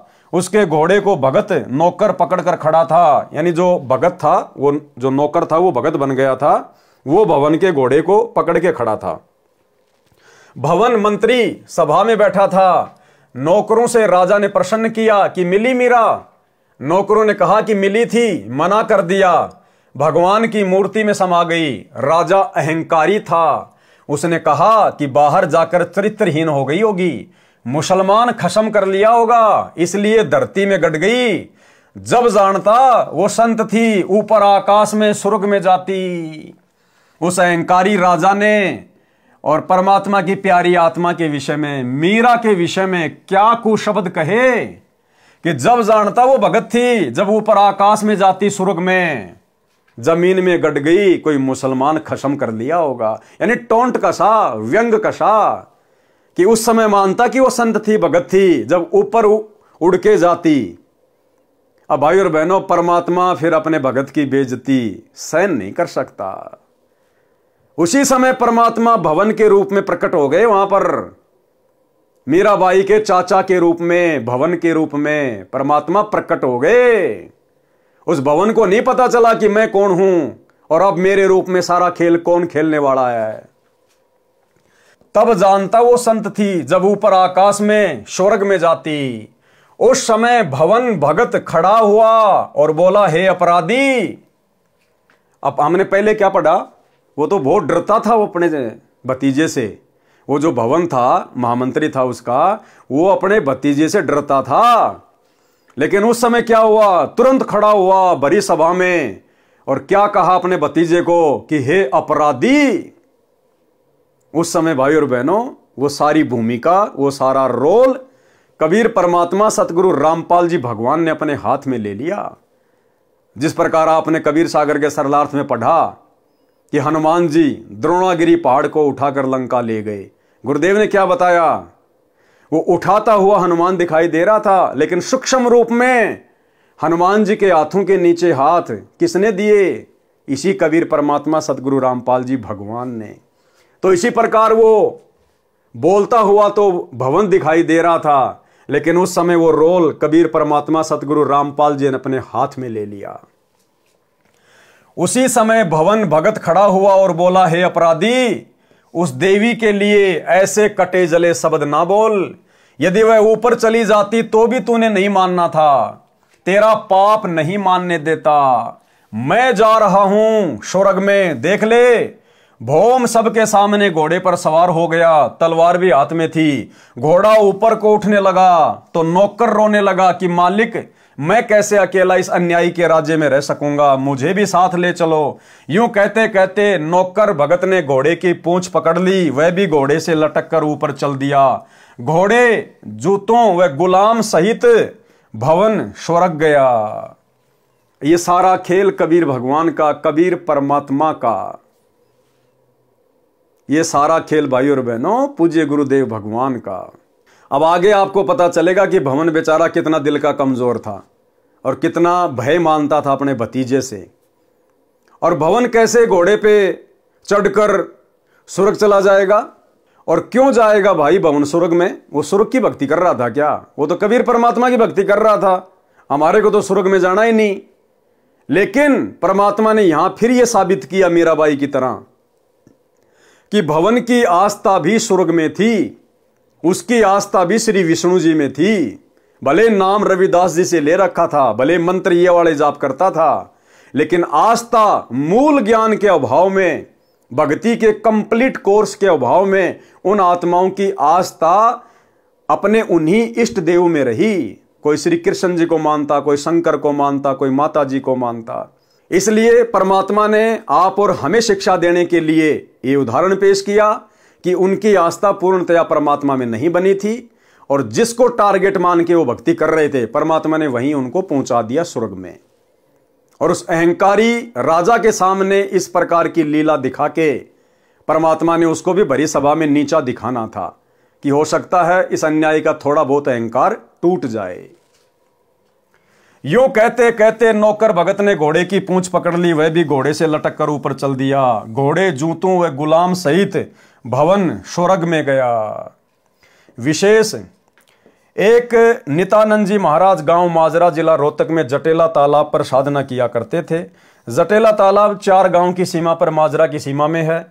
गांव है माजरा, बिगावा, बास, अचीना आदि आदि, ये दादरी जिले के हैं। उनके विषय में कहा जाता है कि वे सशरीर ऊपर गए हैं। वे श्री विष्णु जी के पुजारी थे। उनको ऊपर जाते किसी ने आंखों तो नहीं देखा, परंतु पूर्ण विश्वास यही है। संत गरीबदास जी स्पष्ट करना चाहते हैं कि श्री रामचंद्र के साथ सब अयोध्यावासी स्वर्ग गए थे। राजा हरिश्चंद्र के साथ काशीवासी सब स्वर्ग गए थे, परंतु जन्म मरण न तो श्री रामचंद्र जी का समाप्त हुआ, वे श्री कृष्ण रूप में जन्मे फिर मरे, न राजा हरिश्चंद्र का जन्म मरण समाप्त हुआ, वे 10वें अवतार के रूप में आगे जन्म लेंगे। करोड़ों व्यक्तियों को मारकर कोरे पाप इकट्ठे करेंगे, नरक में गिरेंगे। नित्यानंद जी तथा भौम जैसों की गिनती क्या की जाए। केवल कबीर परमात्मा की सत्य साधना 3 बार दीक्षा वाली अधिकारी से लेकर करने से जन्म मरण सदा के लिए समाप्त हो जाता है। वर्तमान में मेरे यानी संत रामपाल के अतिरिक्त विश्व में किसी को 3 बार की दीक्षा देने का अधिकार नहीं है। ये वीडियो के माध्यम से मेरा इलेक्ट्रॉनिक शरीर हजारों वर्ष कलयुग में दीक्षा देगा। अरब खरब मानव स्त्री पुरुष जो दीक्षा लेकर मर्यादा में रहकर आजीवन भक्ति करेंगे तो मोक्ष में कोई शंका नहीं है। भवन मंत्री भगत की रक्षा परमात्मा ने की, यानी ये जो घटना है जब भवन घोड़े सहित स्वर्ग में गया था, उससे पहले की घटना है कि क्या घटना घटी थी जो परमात्मा ने उसकी रक्षा की। और इस घटना से आपको समझ में आएगा कि घोड़े के ऊपर उस समय भवन के रूप में स्वर्ग जाने वाला कौन था। भवन मंत्री भगत की रक्षा परमात्मा ने की। भगत भवन महामंत्री था, राजा का चाचा था तथा बहुत वफादार था। राणा अपना चाचा होने के नाते तथा निष्कपट से सेवा करने के कारण भवन पर बहुत विश्वास करता था। भवन को परमात्मा पर पूर्ण विश्वास था। एक अन्य मंत्री चाहता था कि मैं महामंत्री बनूं तो सब कमांड मेरे हाथ में आ जाए। अब महामंत्री भवन के अधीन रहना पड़ता है, वह जो कहता है वही करना पड़ता है, मेरी नहीं चलती। राजा के सामने महामंत्री भवन की निंदा करता रहता था, परंतु राजा को विश्वास नहीं हो रहा था कि मेरे चाचा मेरे विरुद्ध चल सकता है या मेरे राज्य को हड़पना चाहता है। परंतु दुष्ट मंत्री को चैन नहीं था। राजा महामंत्री भवन को शिकार करने के समय या किसी अन्य शहर में जाना होता था तो सदा साथ रखता था। शिकार करने जाते थे, भवन जीव नहीं मारना चाहता था, परंतु राजा को नाराज भी नहीं करना चाहता था, इसलिए काठ की यानी लकड़ी की तलवार बनाकर लोहे की म्यान में डाल रखी थी। बाहर से तो तलवार तेज धार वाली लगती थी, अंदर लकड़ी का टुकड़ा था। भवन शिकार के समय राजा से दूसरी ओर घोड़ा दौड़ा ले जाते थे, कोई जीव हिंसा नहीं करते थे। भवन का परमात्मा पर अटूट विश्वास था। जो भी कार्य गलत होता तभी कहते कि परमात्मा जो करता है अच्छा करता है। अच्छा हुआ, अच्छा हुआ। किसी ने मंत्री को बताया कि भवन महामंत्री ने काठ की तलवार ले रखी है, कहता है कि जीव हिंसा नहीं करनी चाहिए। चापलूस मंत्री ने भवन के पीछे से उसकी तलवार देखी, वास्तव में लकड़ी की थी। 1-2 को और दिखाई, 3-4 ने आंखों देखी। चापलूस मंत्री ने सबसे कहा कि भवन अपने भतीजे को मरवाना चाहता है, स्वयं राज्य चाहता है। भाइयों, मेरे साथ राजा के पास चलो। मंत्री अपनी मंडली को लेकर राजा के यहां पेश हुआ। सबने एक सुर में कहा कि राजन, हम आंखों देख कर आए हैं, भवन आपका रक्षक नहीं है, आपको धोखा दे रहा है, काठ की तलवार ले रखी है, आप स्वयं मंगा कर देखें, हम पर विश्वास ना करें। देखो भाई और बहनों, जब भगत की नीयत सच्ची होती है ना, अब भुवन ने वो काठ की तलवार क्यों रखी? अपने भतीजे को मरवाने के लिए नहीं, उसका राज्य हड़पने के लिए नहीं। भगत की ठोकर पर रहता है राज्य। भगत राज्य का भूखा नहीं होता, थूकता भगत इंद्र के राज पे भी। भवन का मकसद था कि जब इसके साथ मैं शिकार पे जाता हूं तो मेरे हाथों से कोई जीव हत्या ना हो जाए, परमात्मा की मर्यादा ना टूट जाए। इसलिए वो काठ की तलवार रखता था कि अगर राजा के सामने अगर किसी जीव को मारना भी पड़ गया तो काठ की तलवार मारूंगा तो जीव मरेगा नहीं, बेहोश हो जाएगा, फिर उठ के भाग जाएगा। इस प्रकार से वो काठ की तलवार रखा करता था। लेकिन उस महामंत्री को मौका मिल गया, उसको किसी ने बता दिया, महामंत्री ने अपनी आंखों देख लिया, 2-4 को और दिखाई उसकी तलवार उसके पीछे से, और राजा के वहां जाकर चुगली खा ली कि ऐसे ऐसे आपका चाचा आपको मरवाना चाहता है, काठ की तलवार रखता है। तो राजा ने सबको बुला लिया, सबकी तलवार चेक करने के लिए, और भवन भी सभा में आ खड़ा हुआ, भवन को पता नहीं। और जब राजा ने कहा कि सब अपनी अपनी तलवार चेक करवाओ, किसकी तलवार में कितनी धार है। अब भवन क्या करे बेचारा, बीच से निकल के जा नहीं सकता। अब हक्का बक्का रह गया कि भाई आज तो तेरी मृत्यु निश्चित है, ये दुष्ट आज तेरी गर्दन काटेगा, आज ये तलवार चेक कर रहा है और तेरी तलवार तो लकड़ी की है। तो भाई और बहनों, जब परमात्मा देख लेता कि भगत की नीयत सही है, तो परमात्मा फिर अपने भगत को मरने नहीं देता, उसकी बेइज्जती नहीं होने देता। सो छल छिद्र मैं करूं अपने जन के काज। राजा ने कहा कि यदि भवन की तलवार काठ की मिली तो सबके सामने उसकी गर्दन काट दूंगा। राजा ने सब मंत्री तथा महामंत्रियों को आदेश दिया कि दूसरे शहर में जाना है। सब अपने अपने अस्त्र शस्त्र लगाकर आधे घंटे में तैयार होकर ड्योढ़ी द्वार पर हाजिर हो। सब अपनी अपनी तलवार व अन्य शस्त्र लेकर ड्योढ़ी द्वार पर खड़े हो गए। राजा आए और बोले सब मंत्री महामंत्री तथा अन्य अंगरक्षक अपनी अपनी तलवार लेकर एक लाइन में खड़े हो जाए। ऐसे ही हो गया। राजा प्रत्येक के पास जाकर कहे कि अपनी तलवार की धार चेक कराओ, तुमने धार ठीक से बनवा रखी है कि नहीं। यानी डायरेक्ट तो अपने चाचा को कह नहीं सकता, तो उसने ये बहाना बनाया। सबकी तलवार लोहे की थी। जब भवन का नंबर आया तो भवन को लग रहा था कि चंद मिनटों का जीवन शेष है, परमात्मा को याद कर लूं। भवन ने देखा कि आज बात बिगड़ गई है, अब ये दुष्ट तेरी गर्दन काटेगा। तेरा तो थोड़े बहुत समय का जीवन है, जब तक नंबर तेरा नहीं आता तलवार चेक करने का। और आंखें बंद करके अपने भगवान को याद करने लग गया। अब सोचो भाई और बहनों, अरे जो भवन घोड़े सहित नौकर सहित और अपनी रिद्धि सिद्धि शक्ति से स्वर्ग में जा सकता है उड़ के, क्या वो काठ की तलवार को लोहे की नहीं बना सकता था अपनी रिद्धि सिद्धि से? तो अब आपको समझ में आ जाना चाहिए भाई और बहनों कि उस समय भवन के रूप में वो लीला किसने की थी, घोड़े पर बैठकर स्वर्ग जाने की। राजा प्रत्येक के पास जाकर कहा कि तलवार की धार चेक कराओ, तुमने धार ठीक से बनवा रखी है या नहीं। सबकी तलवार लोहे की थी। जब भवन का नंबर आया तो भवन को लग रहा था कि चंद मिनटों का जीवन शेष है, परमात्मा को याद कर लूं। भवन परमात्मा का नाम जो गुरुजी से ले रखा था जाप करने लगा। आप और हमें एक और शिक्षा दे रहे हैं गुरुदेव भगवान, जब कभी कभार तुम्हारे सामने भी इस प्रकार की परिस्थिति पैदा हो जाए, तुम्हारे को कुछ भी समझ में ना आए, तो उस समय फिर अपनी तिगड़मबाजी को छोड़कर अपना दिमाग इधर उधर दौड़ाने के बजाय और जो सुमरण दे रखा है गुरुदेव भगवान ने, अपने परमात्मा में ध्यान लगा देना चाहिए। कोई विशेष संकट आता दिखाई दे, कोई परेशानी दिखाई दे, तो उस समय सुमरण ही हमारा हथियार होना चाहिए, सुमरण ही हमारा सहारा होना चाहिए। फिर परमात्मा आपत्ति को टाल देता है। भवन परमात्मा का नाम जो गुरुजी से ले रखा था जाप करने लगा। राजा ने कहा कि महामंत्री तलवार म्यान से निकाल। भवन को पता ही नहीं चला कि कब तलवार म्यान से बाहर निकली, वह तो अंतिम श्वास ले रहा था। अब भवन के तो होश उड़ गए, उसको तो पता ही नहीं, परमात्मा ने उसको निष्क्रिय कर दिया। जैसे रामचंद्र जी के पास गए परमात्मा रावण के साथ युद्ध वाले क्षेत्र में, तो रामचंद्र जी को पता नहीं परमात्मा ने कहां खड़ा कर दिया, गुप्त अदृश्य कर दिया। और रामचंद्र के रूप में फिर तीर किसने मारा? कबीर परमात्मा ने रावण की नाभि में, और नाम हो गया रामचंद्र का। तो ठीक इसी प्रकार जब भवन का नंबर आया तो भवन ने देखा भैया बस तेरा लास्ट समय आ गया, गुरुजी को याद कर ले। वो तो अपना सुमरण में ध्यान लगा लिया, परमात्मा ने उसकी बुद्धि ऑफ कर दी, उसको तो कुछ नहीं पता क्या हो रहा है क्या नहीं हो रहा है। और उस समय वो दुनिया को भवन दिखाई दे रहा था, लेकिन उसी समय सूक्ष्म रूप में परमात्मा आ गए और तलवार निकाली। भवन को नहीं पता कब तलवार निकल गई, कब चेक हो गई। और जैसे ही तलवार निकाली परमात्मा ने भवन का रूप बना के, वो तलवार स्टेनलेस स्टील की, जितने भी लोग थे सबसे ज्यादा चमकदार बिजली की तरह यूं चमक रही तलवार। सब लोग हक्का बक्का रह गए, अरे इसके पास में ऐसी गजब की तलवार कहां से आ गई, अभी तो हमने अपनी आंखों से देखा था लकड़ी की तलवार थी। तो ऐसे खेल खेलता भाई और बहनों परमात्मा अपने भगत के लिए। क्या कह रहे हैं परमात्मा?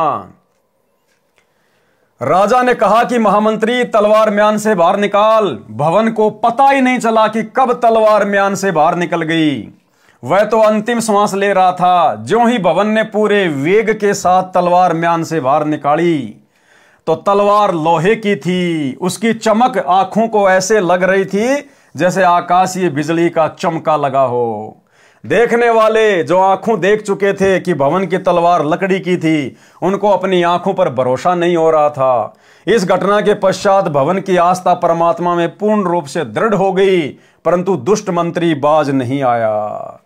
तो भाई और बहनों, ये सारी की सारी जो कथाएं हैं, जो कहानियां हैं, ये गुरुदेव भगवान आप और हमारे विश्वास को वर्तमान में इस कलयुग की पिछली पीढ़ी में अपने चरणों में दृढ़ करने के लिए लिख रहे हैं कि आप लोगों ने भी इतना विश्वास अपने गुरुदेव भगवान पर होना चाहिए। उसके बाद परमात्मा ना जाने आपके रूप में क्या क्या खेल खेल देगा, होनी को अनहोनी कर देगा। साहिब से सब होता है, बंदे से कुछ नहीं, वो राई से पर्वत कर दे, फिर पर्वत से राई। परमात्मा जो चाहे सो कर दे, भरम पड़ो मत कोई।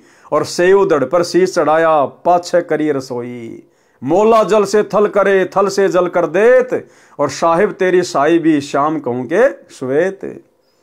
तो यह आप और हमारे लिए शिक्षा है कि अपने गुरु पर अगर विश्वास करो तो इतना करो जैसे भवन ने किया। फिर देखना परमात्मा कैसे आपत्तियों के बादल शीतल हवा चला के टाल देता है। परंतु दुष्ट मंत्री बाज नहीं आया। लेकिन जो मंत्री था, जो महामंत्री बनना चाहता था भवन को हटवा कर, वो अपनी हरकतों से बाज नहीं आया। और फिर एक ऐसी घटना और घट गई। परमात्मा जो करता है अच्छा करता है। परमात्मा इस घटना के माध्यम से भी हमें यह संदेशा देना चाहते हैं कि भगत के जीवन में भक्ति करते करते समय चाहे कैसे ही ओछी मंदी घटना घटित क्यों ना हो जाए, वो भगत के लिए बहुत हितकारी है, लाभकारी है। क्योंकि भविष्य का सतगुरु को पता होता है, हमें पता नहीं होता। तो भगत ने कभी भी अपने आप को कमजोर नहीं पड़ने देना। चाहे कैसे भी टाइम पास हो रहा है, चाहे छोटी मोटी कोई आपत्ति भी क्यों ना आ जाए, भक्ति करते करते परमात्मा पहाड़ जैसी आपत्ति को हल्के में टाल रहा होता है। उनका ऑपरेशन बैकग्राउंड में चालू रहता है। परमात्मा जो करता है अच्छा करता है। एक दिन राजा व महामंत्री और मंत्री कहीं जाने की तैयारी में खड़े थे। राजा मंत्रियों से बातें भी कर रहा था तथा तलवार को निकालकर उसकी धार देखने लगा। बातों में व्यस्त होने के कारण राजा को ध्यान नहीं रहा। उसकी दाएं हाथ की उंगली कटकर दूर गिर गई। राजा को जोर की पीड़ा हुई। महामंत्री बोला, कौन महामंत्री? भवन। महामंत्री बोला कि अच्छा हुआ, जो होता है अच्छा ही होता है। परमात्मा जो करता है अच्छा ही करता है। उस दिन राजा को लगा कि वास्तव में महामंत्री के मन में दोष है, ये मेरा अहित चाहता है। चापलूस मंत्री को मौका मिल गया। राजा के लिए वैद्य बुला कर लाया। कहने लगा कि हे राजन, देख लिया आपने, सुन लिया अपने कानों से, राजा ने आदेश दिया कि महामंत्री को जेल में डाल दो। चापलूस मंत्री को महामंत्री बना दिया। 6 महीने में राजा की उंगली का जख्म भर गया। राजा के दाएं हाथ में केवल 3 अंगुलियां थी। नए महामंत्री को साथ लेकर राजा शिकार करने गया। जंगल में शिकार के पीछे घोड़ा दौड़ा रखा था। राजा तथा महामंत्री दोनों सेना से दूर गहरे जंगल में चले गए। आगे कुछ जंगली व्यक्ति मिले। उन्होंने दोनों को घेर लिया तथा पकड़कर रस्सों से बांधकर घर पर ले गए। जंगली व्यक्तियों ने देवी को नर बलि चढ़ाने का संकल्प कर रखा था। पुरोहित को बताया कि दोनों व्यक्ति पकड़कर लाए हैं। पुरोहित ने कहा कि अच्छी बात है, दोनों की बलि चढ़ा देंगे, देवी अधिक प्रसन्न होगी। परंतु जांच करो कि इनका कोई अंग भंग ना हो। जांच करने पर पाया कि एक व्यक्ति की 1 अंगुली नहीं है, कटी हुई है। पुरोहित बोला कि जिसकी अंगुली कटी है उसे जाने दो, वह बलि के योग्य नहीं है, दूसरे को तैयार करो। देखते ही देखते चापलूस मंत्री का सिर काटकर पत्थर की मूर्ति पर चढ़ाकर फिर पकाकर खाने के लिए ले जाने लगे।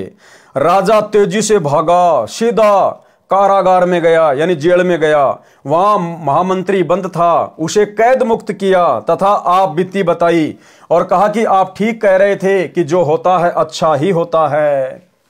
यदि उस दिन मेरी उंगली न कटी होती तो आज मेरी मौत होती। राजा ने महामंत्री से प्रश्न किया कि मेरी उंगली कटी तो मेरी जान बची, मेरे लिए तो अच्छा हुआ, परंतु आपको 6 महीने की कैद का कष्ट भोगना पड़ा, आपके लिए क्या अच्छा हुआ? तो महामंत्री ने कहा कि 6 महीने की कैद से मेरी भी जान बच गई। यदि मैं कैद में ना होता तो आपके साथ जंगल में जाता, उस मंत्री की जगह मेरी बलि चढ़ती। राजा ने अपनी गलती की क्षमा याचना की, उसे अपना पुनः महामंत्री बनाया। यानी जो परमात्मा करता है भगत के साथ में वो अच्छा ही होता है। देखो, जगत वालों को तो जैसे उनके जो कर्म हैं उस हिसाब से उनके साथ घटनाएं घटित होंगी। सतगुरु के शरण में आने के बाद भगत के साथ यदि कोई घटना घटित होगी तो फिर परमात्मा उसकी परीक्षा के लिए, उसके विश्वास को बढ़ाने के लिए या पहाड़ जैसी आफत को परमात्मा हल्के में टाल रहा होगा। तो हमने केवल विश्वास के साथ अपनी भक्ति पर लगे रहना होता है। आत्मज्ञान बिना नर भटके, यानी मीराबाई के साथ क्या घटना घटित हुई जब वो राणा की नगरी को छोड़कर वृंदावन को जा रही थी। आत्मज्ञान बिना नर भटके। आत्मज्ञान क्या होता है? मैं कौन हूं, क्यों जन्म रहा हूं, क्यों मेरी मृत्यु होती है, मरने के बाद कहां जाऊंगा, इस मनुष्य जीवन का क्या मकसद है, ये सारी बातें हैं आत्मज्ञान। जब बहन मीरा जी घर त्याग कर जा रही थी तो रास्ते में कुछ व्यक्ति एक गुफा के द्वार के सामने बैठे थे। मीराबाई ने उनसे वहां इकट्ठे होने का कारण जाना तो बताया कि इस गुफा के अंदर एक महात्मा रहता है, वह कभी कभी बाहर आता है, जिसको दर्शन हो जाते हैं उसका कल्याण हो जाता है, परंतु महिलाओं को दर्शन नहीं देते। मीराबाई ने कहा कि मैंने तो सुना है कि पुरुष तो एक परमात्मा ही है, अन्य तो शरीर बदलकर स्त्री पुरुष बनते रहते हैं। यदि कोई दूसरा पुरुष पृथ्वी पर है तो मैं उसके दर्शन करके ही जाऊंगी। महात्मा का विशेष सेवक था, केवल वह गुफा में जा सकता था। सेवक से महात्मा पता कर लेता था कि कोई स्त्री तो बाहर नहीं बैठी है। सेवक ने बताया कि एक साध्वी आई है, वह कहती है कि मैं तो दर्शन करके ही जाऊंगी। महात्मा बाहर आया। मीराबाई ने कहा कि महाराज, मैं जानना चाहती हूं कि इस 5 तत्व के बने मानव शरीर में स्त्री तथा पुरुष के तत्व में क्या अंतर है? केवल एक पुरुष है परमात्मा, आप अन्य पुरुष कैसे हो? आत्मा शरीर धारण करती है, नर मादा का अभिनय करती है। और जब मीरा ने उस महात्मा को सत उपदेश दिया, ज्ञान समझाया जैसा कि उसको परमात्मा से प्राप्त था, उसके बाद में उस महात्मा जी की आंखें खुली और उस महात्मा जी ने भी मीराबाई के साथ में जाके संत रविदास जी से नाम उपदेश लिया और अपना आत्म कल्याण करवाया। तो भाइयों और बहनों, मीराबाई की कथा से, गुरुदेव भगवान के आशीर्वाद से आप और हमें भक्ति मार्ग पर दृढ़ता के साथ में और संघर्ष करते हुए आगे बढ़ने की प्रेरणा मिलती है।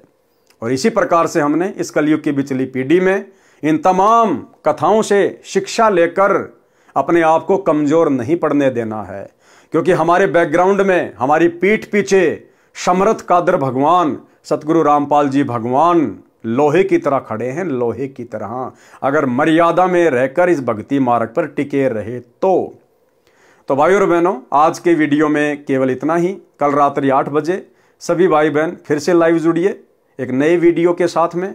तब तक गुरुदेव भगवान आप और हम सभी को आज्ञा दे, इजाजत दे, आशीर्वाद दे। बंदी छोड़ सतगुरु रामपाल जी भगवान की जय हो।